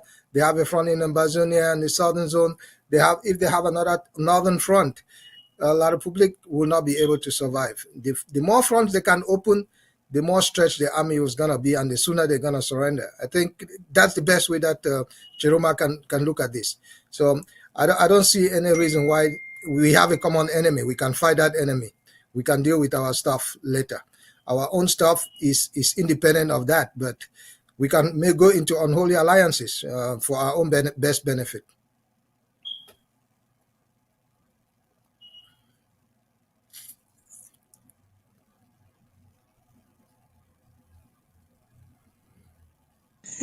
So I finally got Barrister Mbeseha back on board. Barrister Mbeseha, please talk to us before we make progress. Well, I think we're analyzing Tchiroma and Tanganji. Those are the two events. You say, no matter what you know or don't know about Tchiroma, in the 2025 presidential elections, Tchiroma emerged as a revolutionary leader. He pulled the crowds. People who had never known him followed him to the streets, and he won the elections. But again, it looks like, my opinion, Tchiroma and his team, they don't know how to manage a revolution. We're talking about his orders. He's declared a day of mourning. Very good thing. He has appointed somebody to be his spokesperson. Something very important. But it has taken time, 1 week, 2 weeks after each event. They have missed the sense of a revolution. A revolution does not succeed on periodical movements. You take an action today, you wait for 1 month, 2 weeks, 5 days, you take another action. That is not how revolutions work. If Tchiroma, on the 6th of November, when they swore in Mr. Biya, if he took his revolution to the streets of Cameroon, we were prepared to follow him. Just for 5 days, Yaoundé would have collapsed. Yaoundé would have collapsed. Yaoundé cannot sustain a public revolt for 5 days. But he didn't do it. He can declare days of mourning. That's quite good. That's the first in Cameroon. But that's not a revolutionary move. Why you declare your mourning day today and then declare your spokesperson the next week? The regime, the thieves are consolidating their power. And that will take me to what Atanganji was doing. What is the message of Atanganji? Atanganji is telling the world that everything is normal. These few people in the streets are just drug dealers. He gives them money. They come there crowding to take money from him. Call it back riders or everything. They are crowding to take money from him. What will you do? What will be your report if you were a foreign diplomat in Yaoundé? Who is in control? They have successfully shown that they're in control. Tchiroma is busy giving periodical orders left and right. That's not how revolutions work. which is the same thing that I was saying in our own case. And let me just revisit it. It is absolutely impossible for somebody, some third country, to come and tell Ambazonia, take this or leave this. Because what's the consequence of taking or not taking? Absolutely nothing. We are not Ukraine. That they'll say if we don't take, we don't give you weapons. We are not Ukraine. That if we don't take, we don't give you diplomatic recognition. Nobody's going to recognize us. So they can only, if the international community will come there and try to impose their will, it will be on the conference table, because that's the final decision. Even the Americans understand. Go to the conference table, agree on something, that's good. If they get to that level, the international community might be able to influence, or they might attempt to influence us. Yeah, they will try to influence Yaoundé. But up to this point, there is no way I can foresee somebody somewhere telling Ambazonians, take this or leave it, because they are not yet there. What are they there now? Right now, they are not there. If they are anywhere, they are in support of Yaoundé, because they have the embassies in Yaoundé. We have not been down in embassy. And so again, back to the thing, Tchiroma is a revolutionary leader, but he must be able to manage the revolution in a revolutionary way, taking snail steps, one step after the other. Is not how revolutions work. Revolutions are spontaneous reaction that pull people to the streets. These people demonstrate, they destroy, they die. That's just a fact. You see fire burning in ministries. You see people being killed. The government will not sustain that for 5 days, because they will start to run away. And so that's what I take from what they're doing. Mr. Tchiroma, that's what he's doing. Atanganji and the people in government, that's what they're doing. Does that affect us? No, it doesn't affect us. We are still where we were. 8 years, 9 years ago, we are still where we are. Does Yaoundé believe that we have been weakened by the election of President-elect Tchiroma? No, they don't believe that. Does Tchiroma believe that we have been weakened, was strengthened by his victory? No, we are still where we are, and President Sako is still where he is, in short, waiting for either Tchiroma, if he finally sits in it today, or Biya, if he consolidates his position, to meet us on the negotiation table. That's where the real battle begins. Over to you.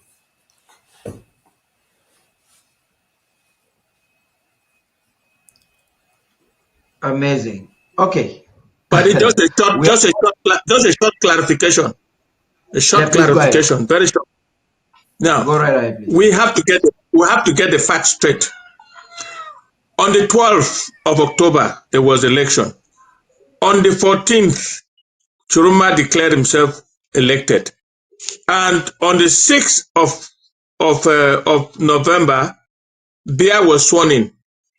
And for this, throughout this period, up to the 6th and beyond, the regime wanted to kill Tchiroma or arrest him. Those are the facts. They had a sharp, what do they call, snipers on top of roofs. They killed 2 people in his yard. They wanted to either arrest him dead or alive. They wanted to kill him. And it took some loyal Cameroon forces, according to him, to take him to a safe environment. That takes time. That safe environment happened to be Yola. And in Yola, he was arrested by the Nigerian police and soldiers from the complaint from Cameroon. It's only when they went to the investigation, went to their office and investigated and informed their bosses, that's when they found out who Tchiroma was. All this time, that was when Biya was sworn in, and everything was quiet. After the election, after the proclamation, there was a riot. Tchiroma was not free to take any action. He was running for his dear life, because if they killed him, that would have been the end of the story. We will not be talking about Tchiroma today. But he finally got to Yola and was arrested by Nigerians. They cleared him. They gave him protective custody. and it's in Yola. And it starts from where he now comes back to be sending all these ultimatums. What was he supposed to do? Fight for his own dear life or get people to come on the street? Listen, Cameroonians are so whimsical. They came on the street the first day. Get Cameroonians to come back to the street. So they will see whether anybody will come back to the street. The ghost town that he called, they were respected, but the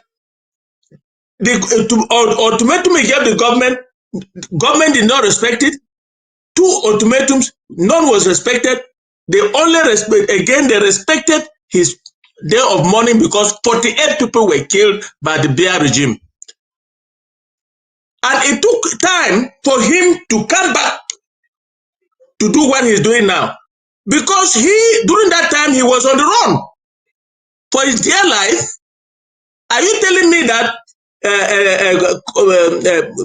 Commandant Zama, you are telling me that instead of running for his dear life, he would have been getting people out on the street? He ran and ended up in Yola, where he was arrested and interrogated.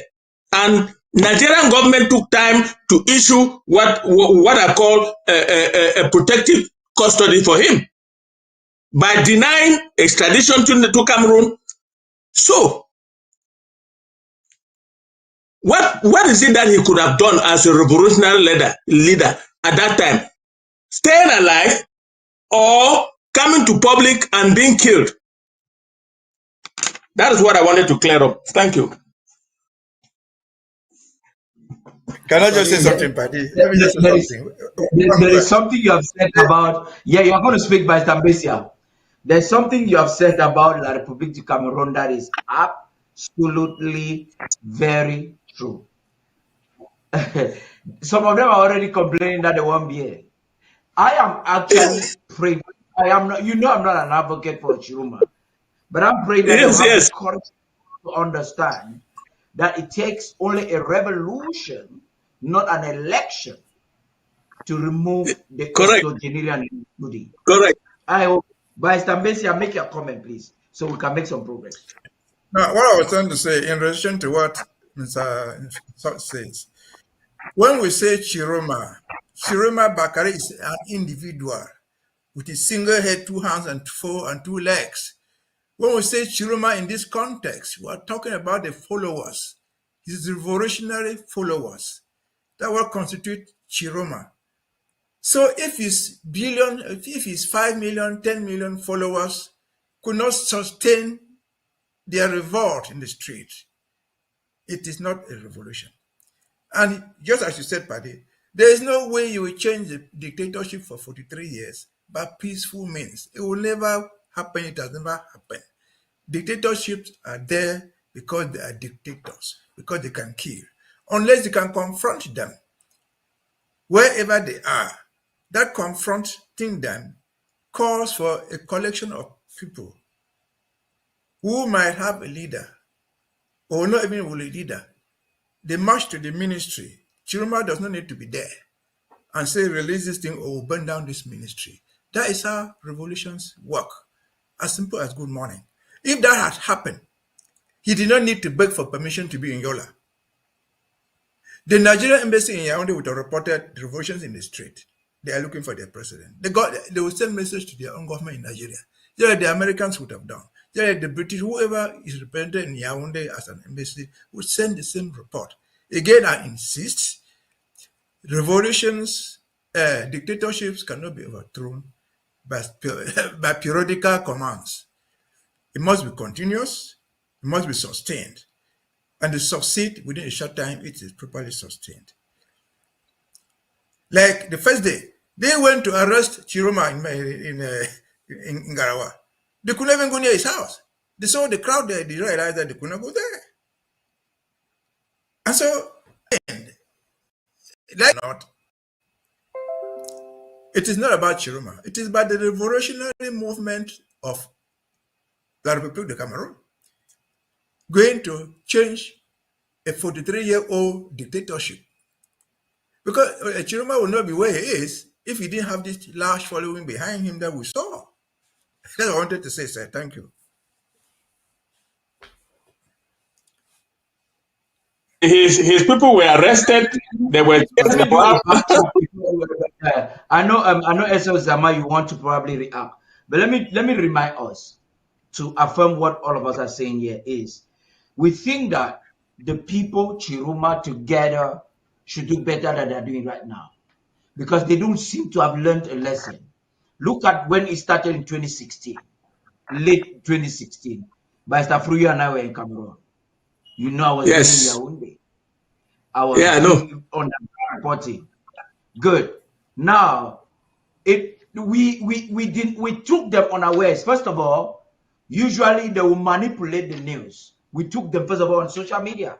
We started the war on social media. We were giving our own reports, and we saturated the atmosphere from CRTV and the Canada and the STV. And they couldn't do anything. Biya and his proxies on media, they started sending MTN text messages to us on phone to threaten us.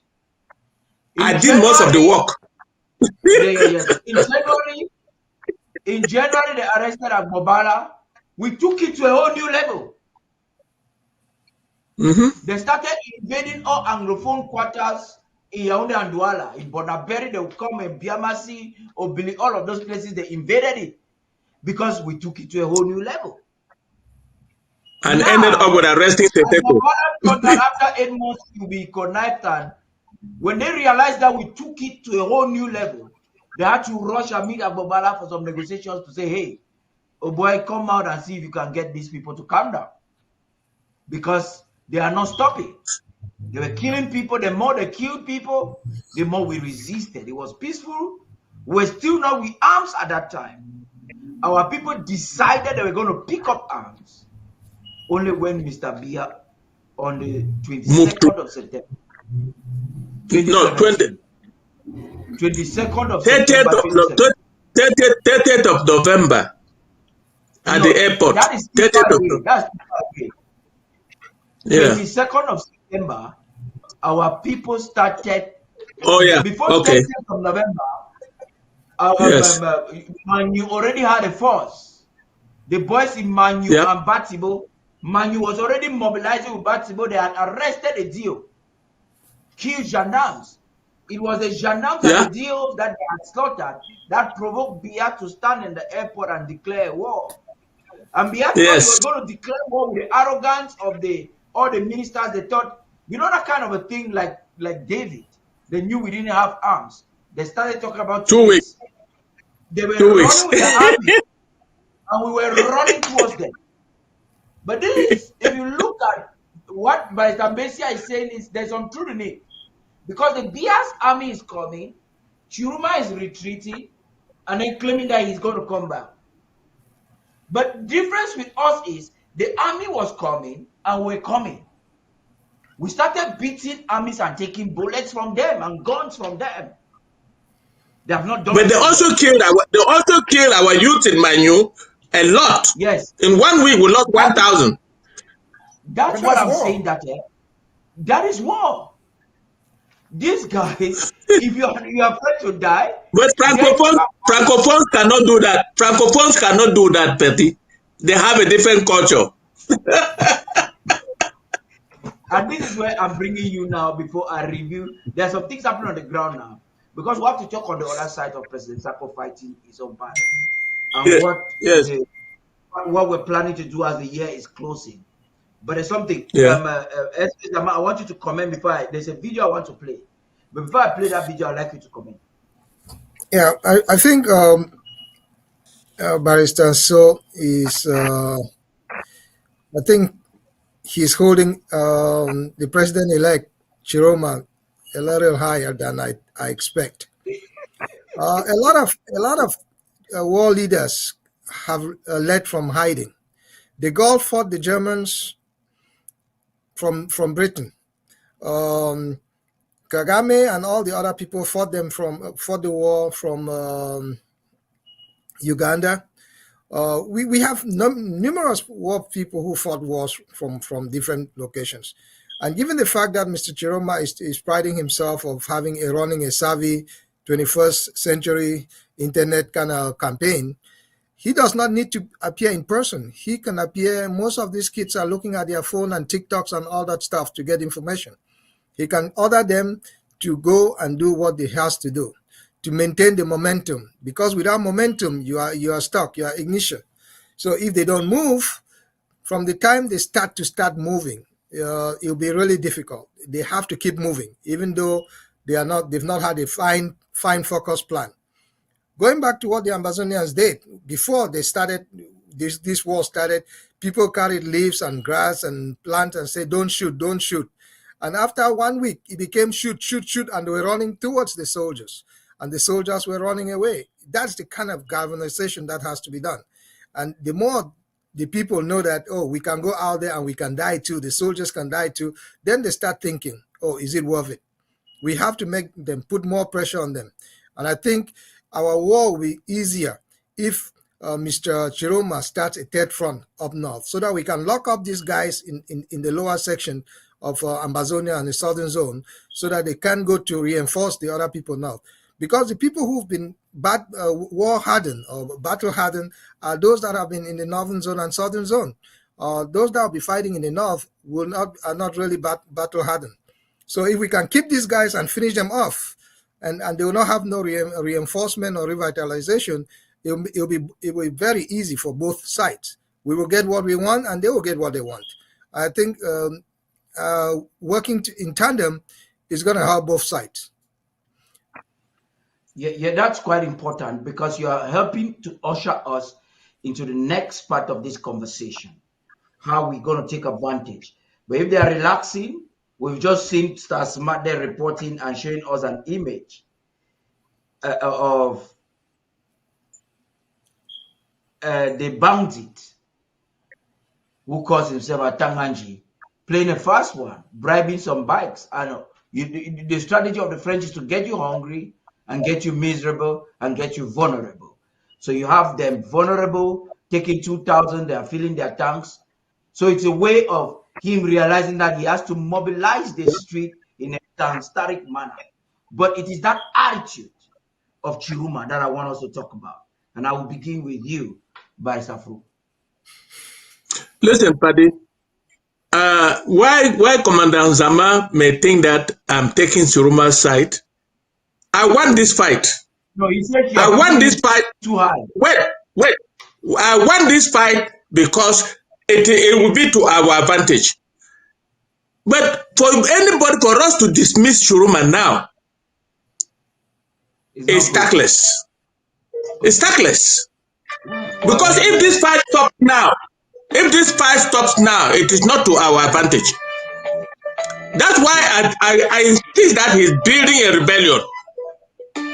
And it's also fighting, it's also getting, it's also on the diplomatic front. I talked to my classmate. Eric Chinje is my classmate. We have classmates. I've been talking to my classmates. I don't talk to Chinje, but I talk to my classmates. And they tell me what Chinje has been saying. Tchiroma publicly does not want any Cameroonian to be killed. But deep down there, there's a revolution building. There's a rebellion building. And that's what I want to hear. I want to see La Republique smell the coffee, the way our people have suffered. 65,000 of our people have been slaughtered. But I cannot dismiss somebody whom I am hoping that will build that revolution. And I still believe that he's going to be building it. If you want to dismiss him now, means you want us to start preparing to deal with Biya again, once again. Tchiroma has already promised that he will meet us on the table. That is a point. Just the fact of meeting us on the table is enough for me. What happens on the table, he is no longer in command. He is not an Ambazonia. We take care of ourselves. We will not yield. But the point I'm making is, Tchiroma is the trump card that we have. We have to do everything to let the world know that Tchiroma is building a revolution. And that revolution can only work to our advantage. It cannot work against us. That's my take.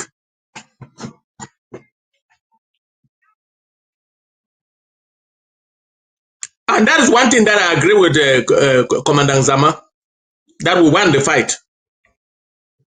But to dismiss him now, it means that we have no choice to deal with Biya. Biya right now is an illegitimate president. I don't see how he will govern that country at this present time.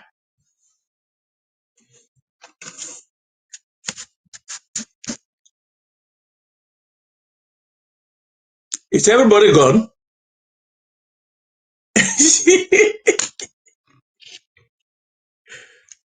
Paddy?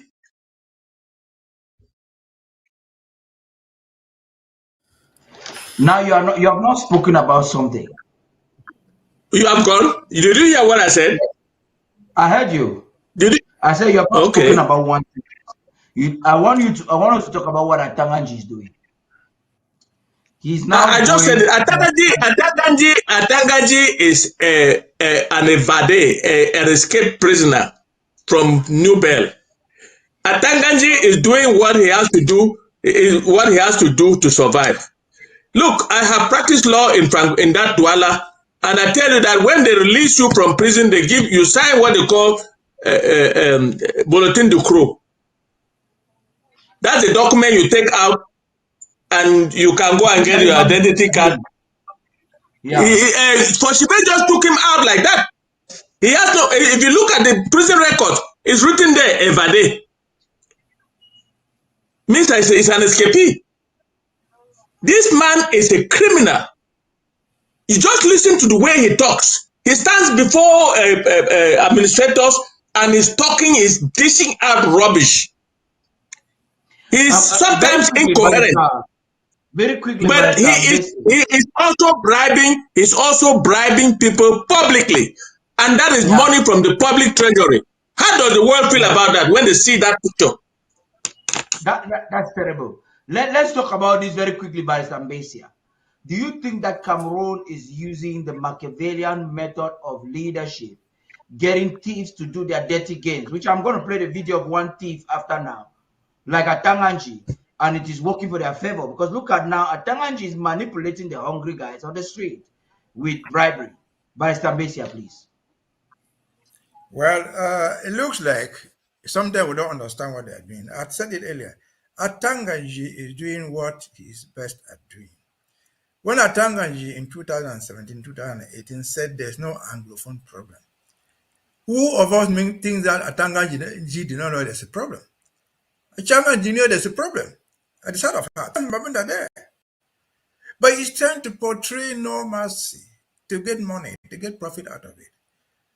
As of now, he's still doing the same thing. He has gone to the north. He has gone to the Adamawa. He has gone to the far north to show that Tchiroma, who comes from there, is not in control. He's come as well as giving money, surrounded by his troop of administrators, telling those people, and they were at large, they were in control. There's nothing wrong. Do you believe him? I don't believe him. But that is what he is doing. You cannot ask what he's doing. That is exactly what he's doing. That's what he has been doing with the so-called Anglophone problem. Trying to give a narrative where there's nothing going on. Trying to tell us and the world at large that everything is in order. And then you hear them, we're in control. We're in control. You think he's mad? We say those things. He's trying to sell something behind the screen. So Atanganji is doing exactly what he has been doing, starting from the so-called Anglophone crisis. Would that succeed with Tchiroma? I doubt. But again, back a little bit. So nobody is dismissing Tchiroma. What we are giving our opinion here is simply advice on how you better structure his struggle. We don't dismiss him. We don't have to choose who is the president. But we have not dismissed him. We have simply said that if he wants to succeed, let him take this step, let him take this step. It's a pure advice. We don't dismiss him. And so he can take it or can leave it. Whether he's going to be our next partner or not, we want to see him there. Not even because he wants to be our partner. I want to see him there because he won the election. He won the election. And so he should be there. But how to get there to 2D is where we're advising that you don't do it that way. You don't go and sit in jaws. One day you appoint somebody. Next week you give a lockdown. Because revolutions don't work that way. You cannot say you're going for a revolution, it's a revolutionary, and think that people will die. People are already dead.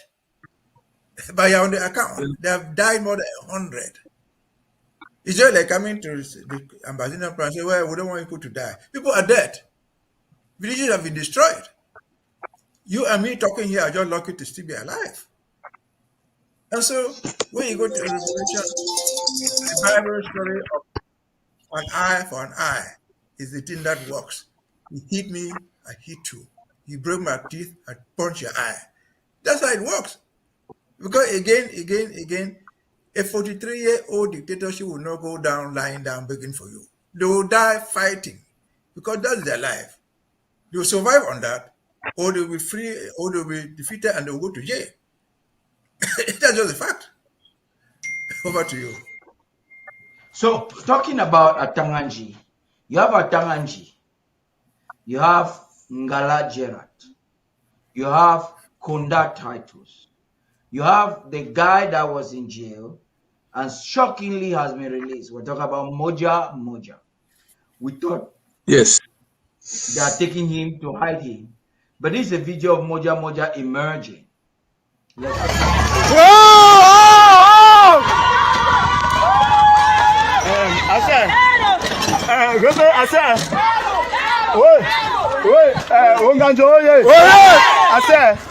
Nous on a vu nos filles vidéotape.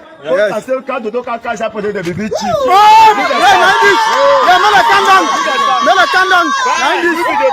Yes. On a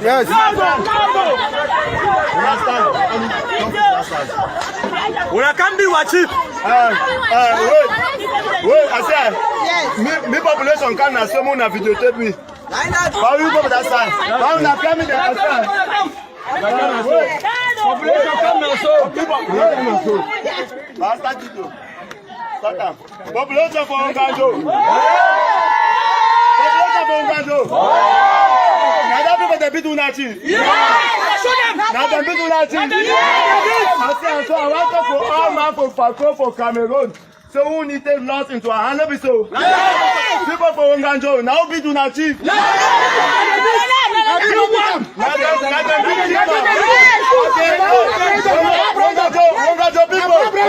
Onganjo people. Moja, I don't come today, I know I catch them. They go there for forces of law.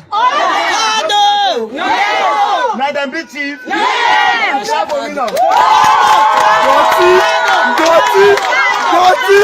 Goti, Mama Mia!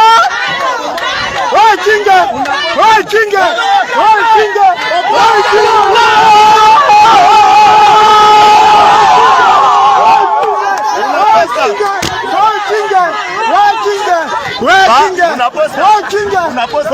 They post them. Na my video.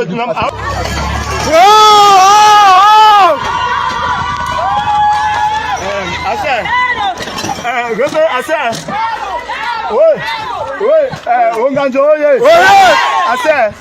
nous on a vu nos filles vidéotape. Parce que quand on a caché pour des bébés chips.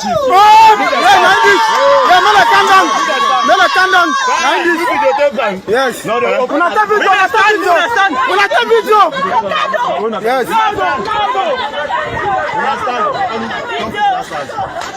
On a cambi watching.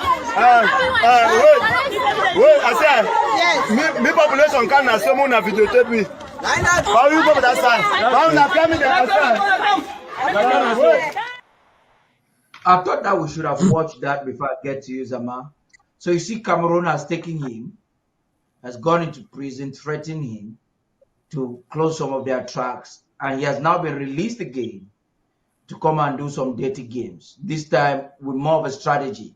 So he's putting on camera what he's not going to put behind camera to say, hey, we are taking them to the forces of law. But we know that this is a man that has committed crimes against humanity, war crimes and crimes against humanity, against his people. The same thing Atanganji Paul is doing with the DDR. What they don't seem to realize is that what they do with the DDR is crime against humanity and war crimes. Let me come to you, SOS Zama.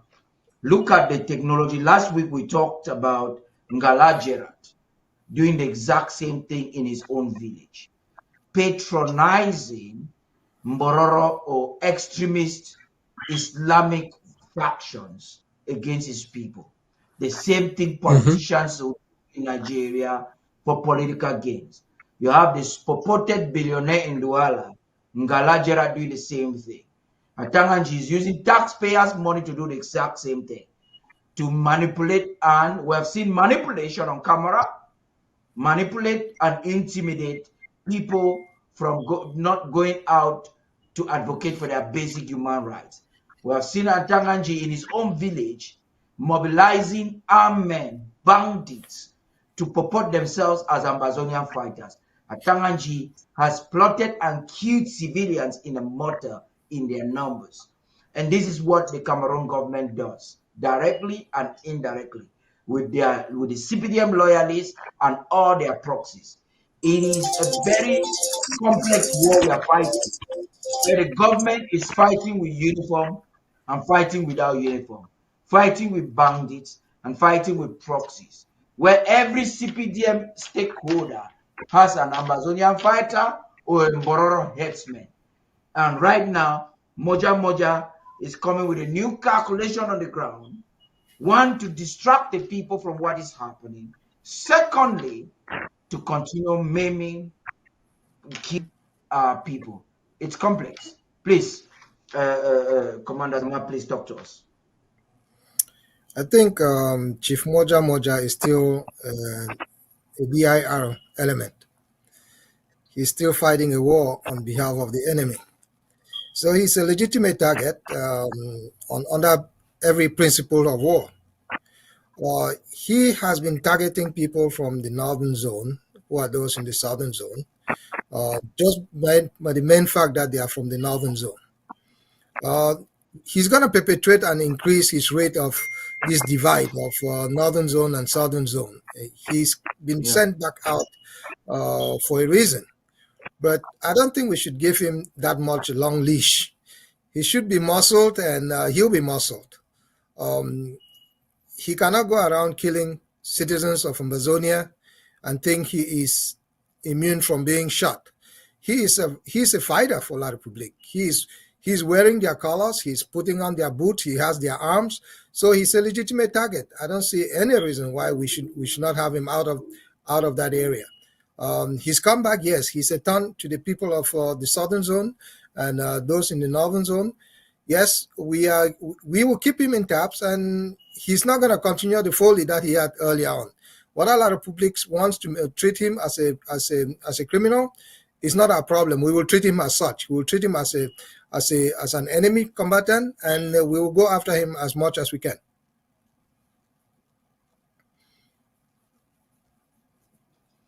Amazing. Vice Fru, please. Yeah, the military man has spoken. There's very little I can say. This is a man, while in prison, apologized to all Ambazonians, to all southern, northwest and southwest people, that he has wronged everybody. They should forgive him and all that while in jail.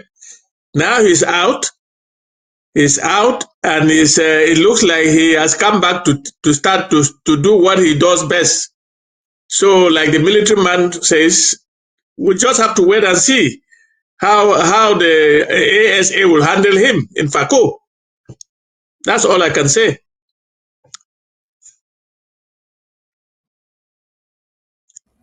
Okay. Let me hear from you, Barrister Mbeseha.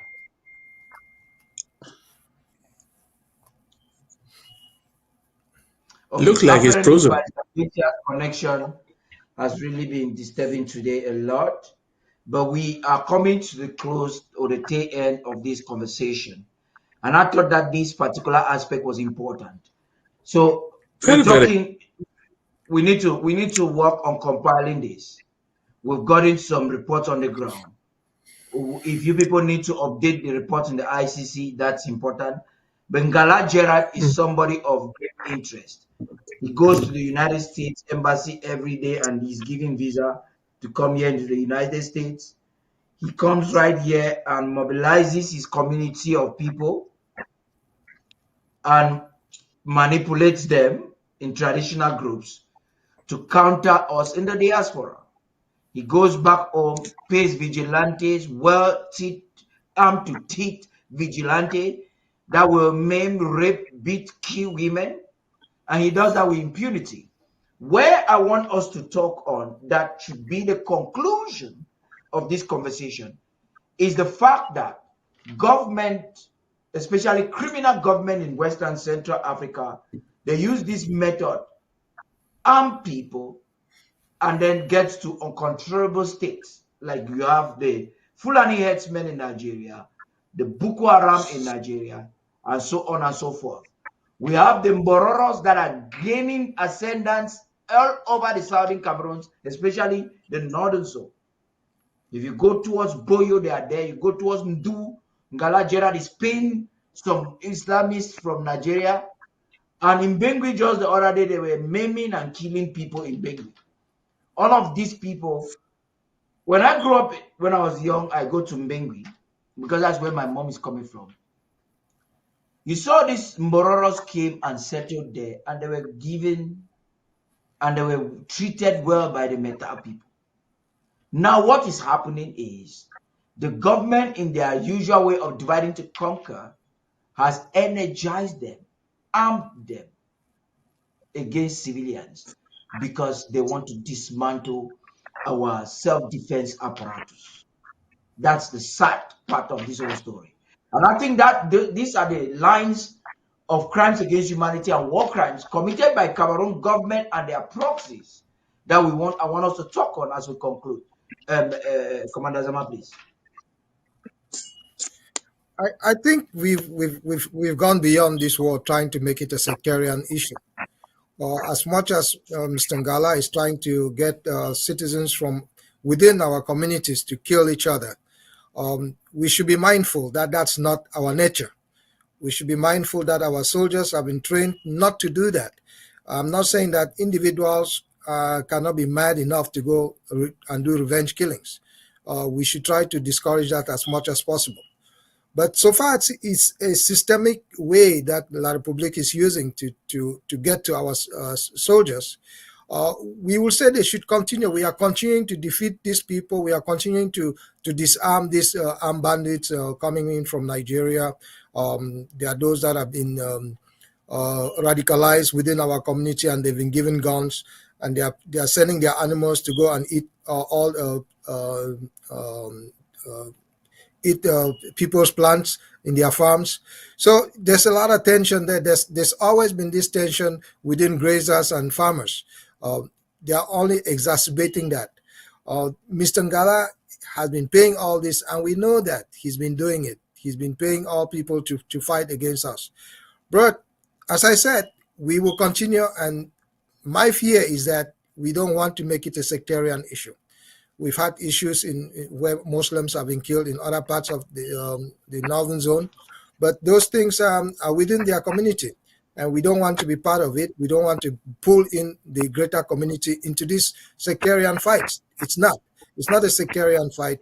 It's a fight for the very existence of Ambazonia. It's a fight for our very lives, and nobody is going to impede that fight.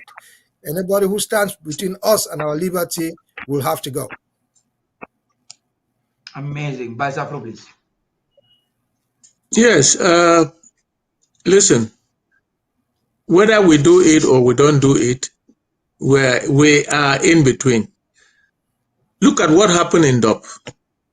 Cameroon soldiers opened fire on a mosque and killed four Bororo people. And they turn around and they are putting it on our fighters. This in Gokutunja. And how long can we continue to take that? These people have been killing our people in Gokutunja and in Donga Amanto. Now in Bengui, when we say decides to put up vigilantes who are Mboro people to be killing and maiming our people, do we just fold our hands to see that to watch because we don't want a sectarian war? We have to go after the so-called vigilante group made out of Mboro people. We have to. We have no choice. We have to defend our population because those Mboro people they shoot to kill. And we have lost many of our people, civilians, by this killed by these Mboro people. It's happening in Bengui. It is happening in Donga and Manto. What do we do? If we are talking about self-defense, it's not only against the Cameroon army, it's also against those that Cameroon army has mounted to come after us. I would suggest that we cannot fold our hands and allow Bororo people to finish our people because we are fearing a sectarian war. No, I would not. That's all I'm saying.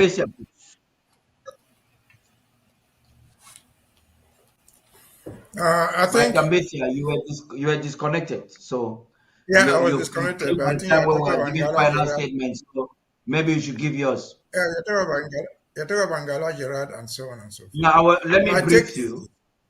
Let me brief you so that you encapsulate it all. Atanganji on one end is using the DDR to commit crimes against humanity, war crimes, by recruiting people that need rehabilitation, but he is intimidating and manipulating them with the thought of betraying the Ambazonian cause, for them to betray the cause. He goes into his own village, recruits armed men to kill his own people. Kondat Titus is doing the exact same thing, killing people in Wirikum and trying to invade Ambazonian camps with bandits and killing civilians when they don't give him information. Ngala Gerard has taken it to a whole new level where he thinks that he can also do it in the diaspora by manipulating traditional groups. Ngala Gerard goes to his village.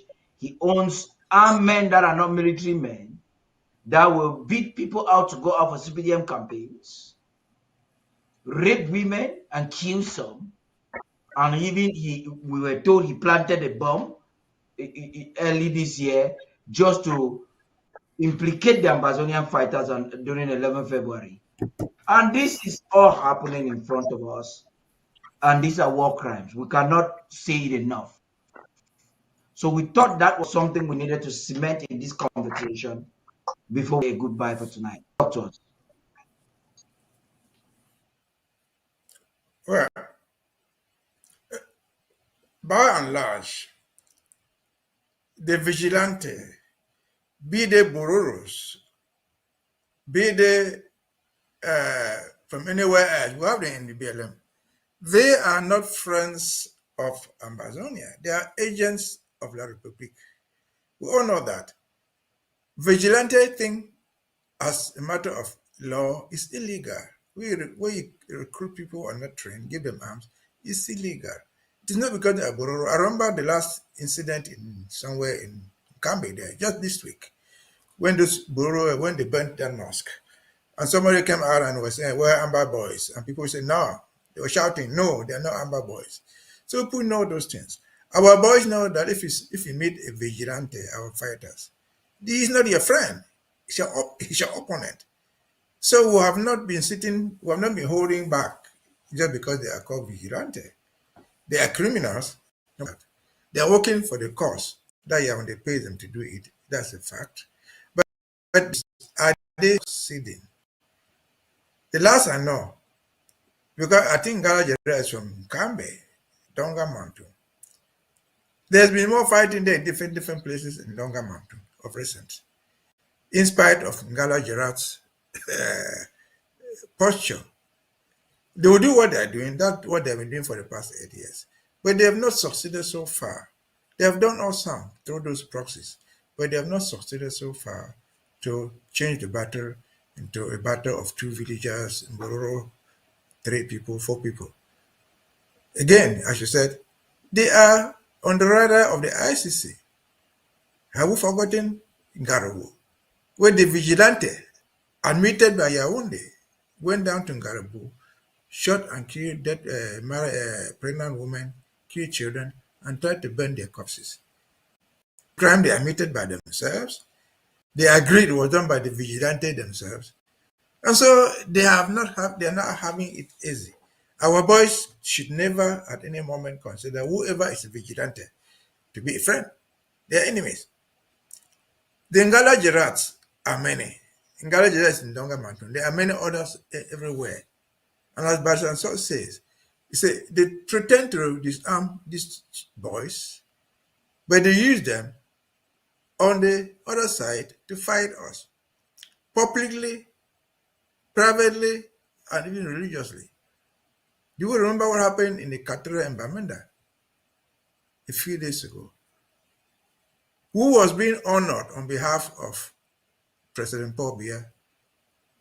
Who was representing Paul Biya there in the church? The chairman of the disarmament committee, who is supposed to have those children who are so-called disarmed. And so they use these people politically to destroy us. But what we need to do as we speak here is to educate our people that none of those people vigilantes themselves, their principals, their agents, or their sort are our enemies. If our ASAs come across them, they are a legitimate target. Take them out of action because they are enemies. I don't care about Conda Titus. That's a small guy, somewhere hiding somewhere, just doing it for money. But the key players are the Ngala Gerard, the Atanganjis, political functions, getting huge sums of money to bribe people, to buy everybody, to buy chiefs, to buy funds, and so on and so forth. But again, our boys know it. They know those are their enemies. They are not friends. And so the take-home lesson is, a soldier, a Cameroon soldier opponent, is not necessarily the one who wears uniform. It's everybody who does anything to hurt our cause. That's the legitimate target. Take them out if you can. Fight them the way you fight a general with 4 stars or 5 stars, because they are not friends, they are not different. They are the center of people. That's my own take from that. Thank you.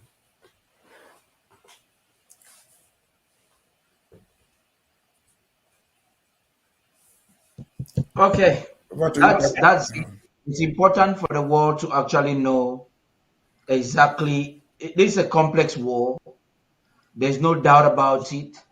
The war is complex.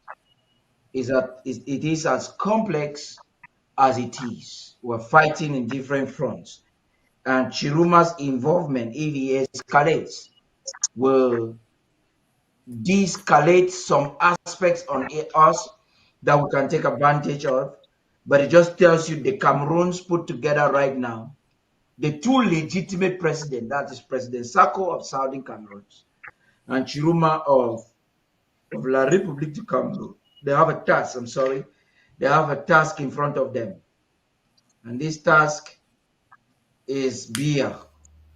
Biya is the shadow that is being used either by France and the stakeholders to wield power in Yaoundé.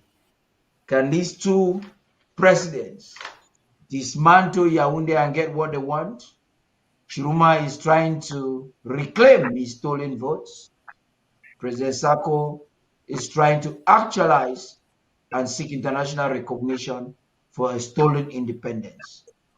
It is the Cameroons for you, and this is Ambazonia this week, that we are looking at it from a very holistic standpoint. This is the only platform that will talk it the way it is. We will tell you undiluted information that no other TV in the Cameroons put together, even the ones that are in the diaspora, will tell you some of these things.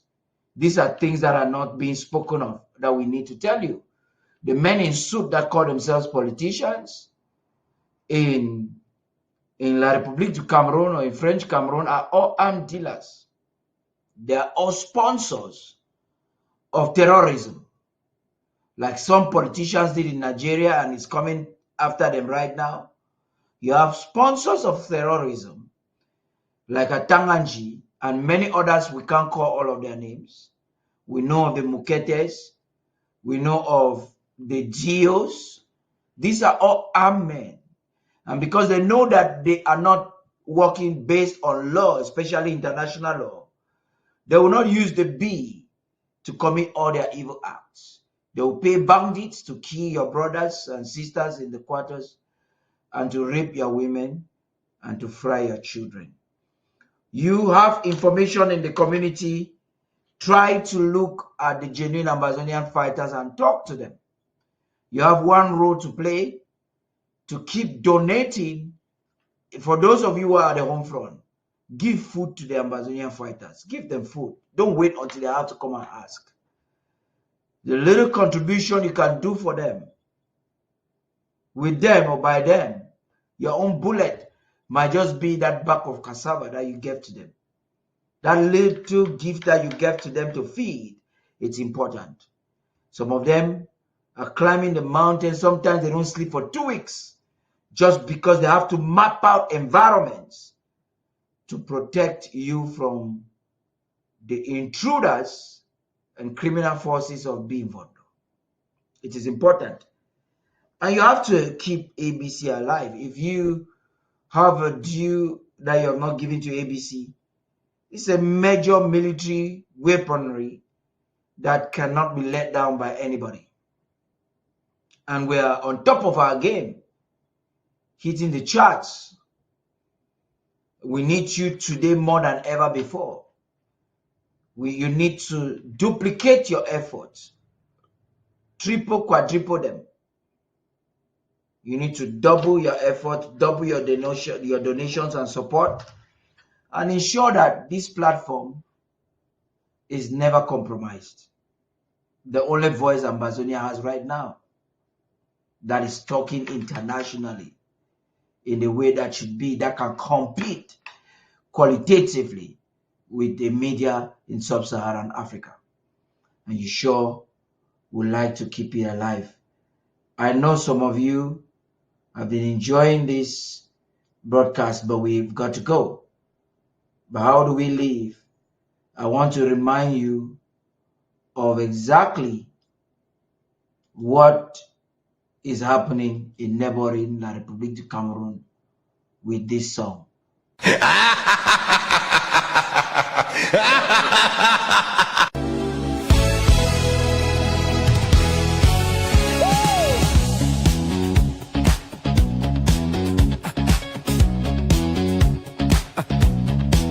Il est bientôt minuit, Yaoundé est toujours dans le noir.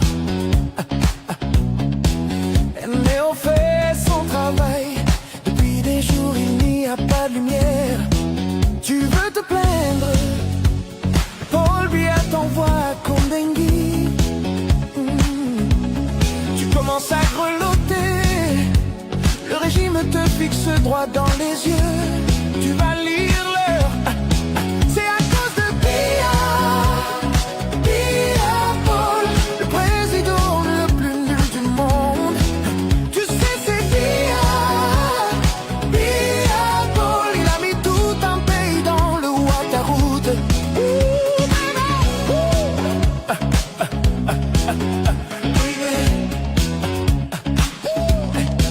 Tu vois les routes gâtées, Mbeseha manger l'argent. Les ordinateurs, femmes Ndongo à manger des milliards. Atangandi, ouvre ses gros yeux pour nous Sisia. Ferdinand Ngongo gouverne le pays par procuration avec Mama Chantou. C'est à cause de Biya, Biya Paul, que rien ne fonctionne au Cameroun, car on rentre dans le noir. Tu te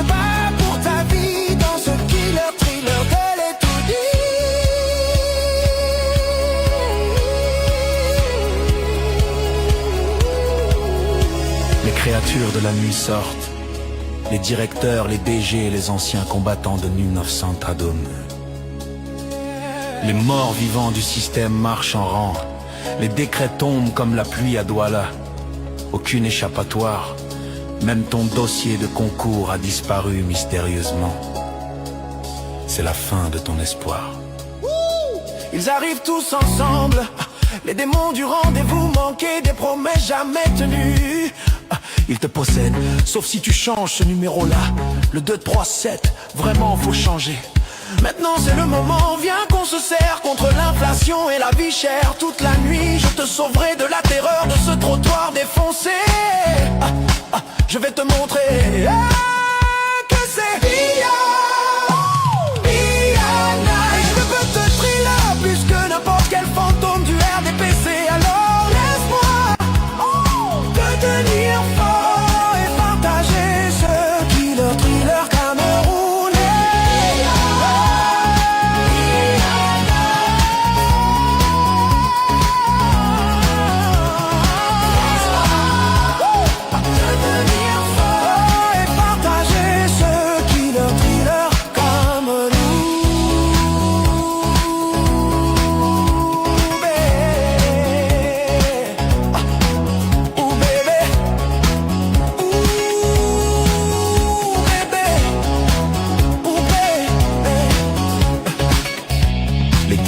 Tombe sur le pays, le 20h de CRTV approche. Prépare-toi. Les créatures rampent en quête de budget à dévorer.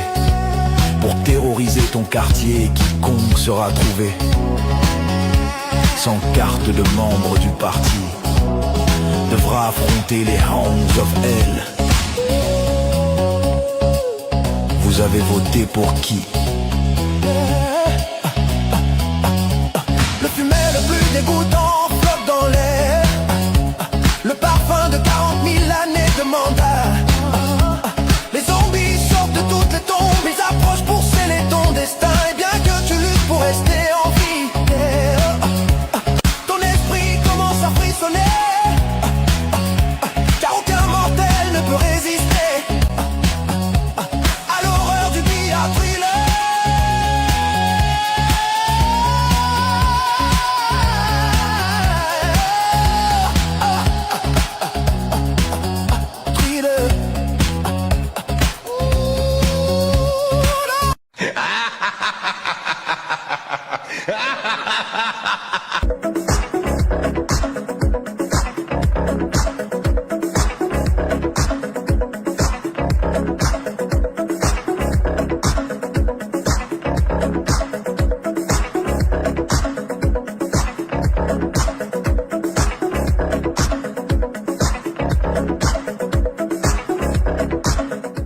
Nous les morts vivants nous disons Paul Biya ailleurs, Paul Biya ailleurs.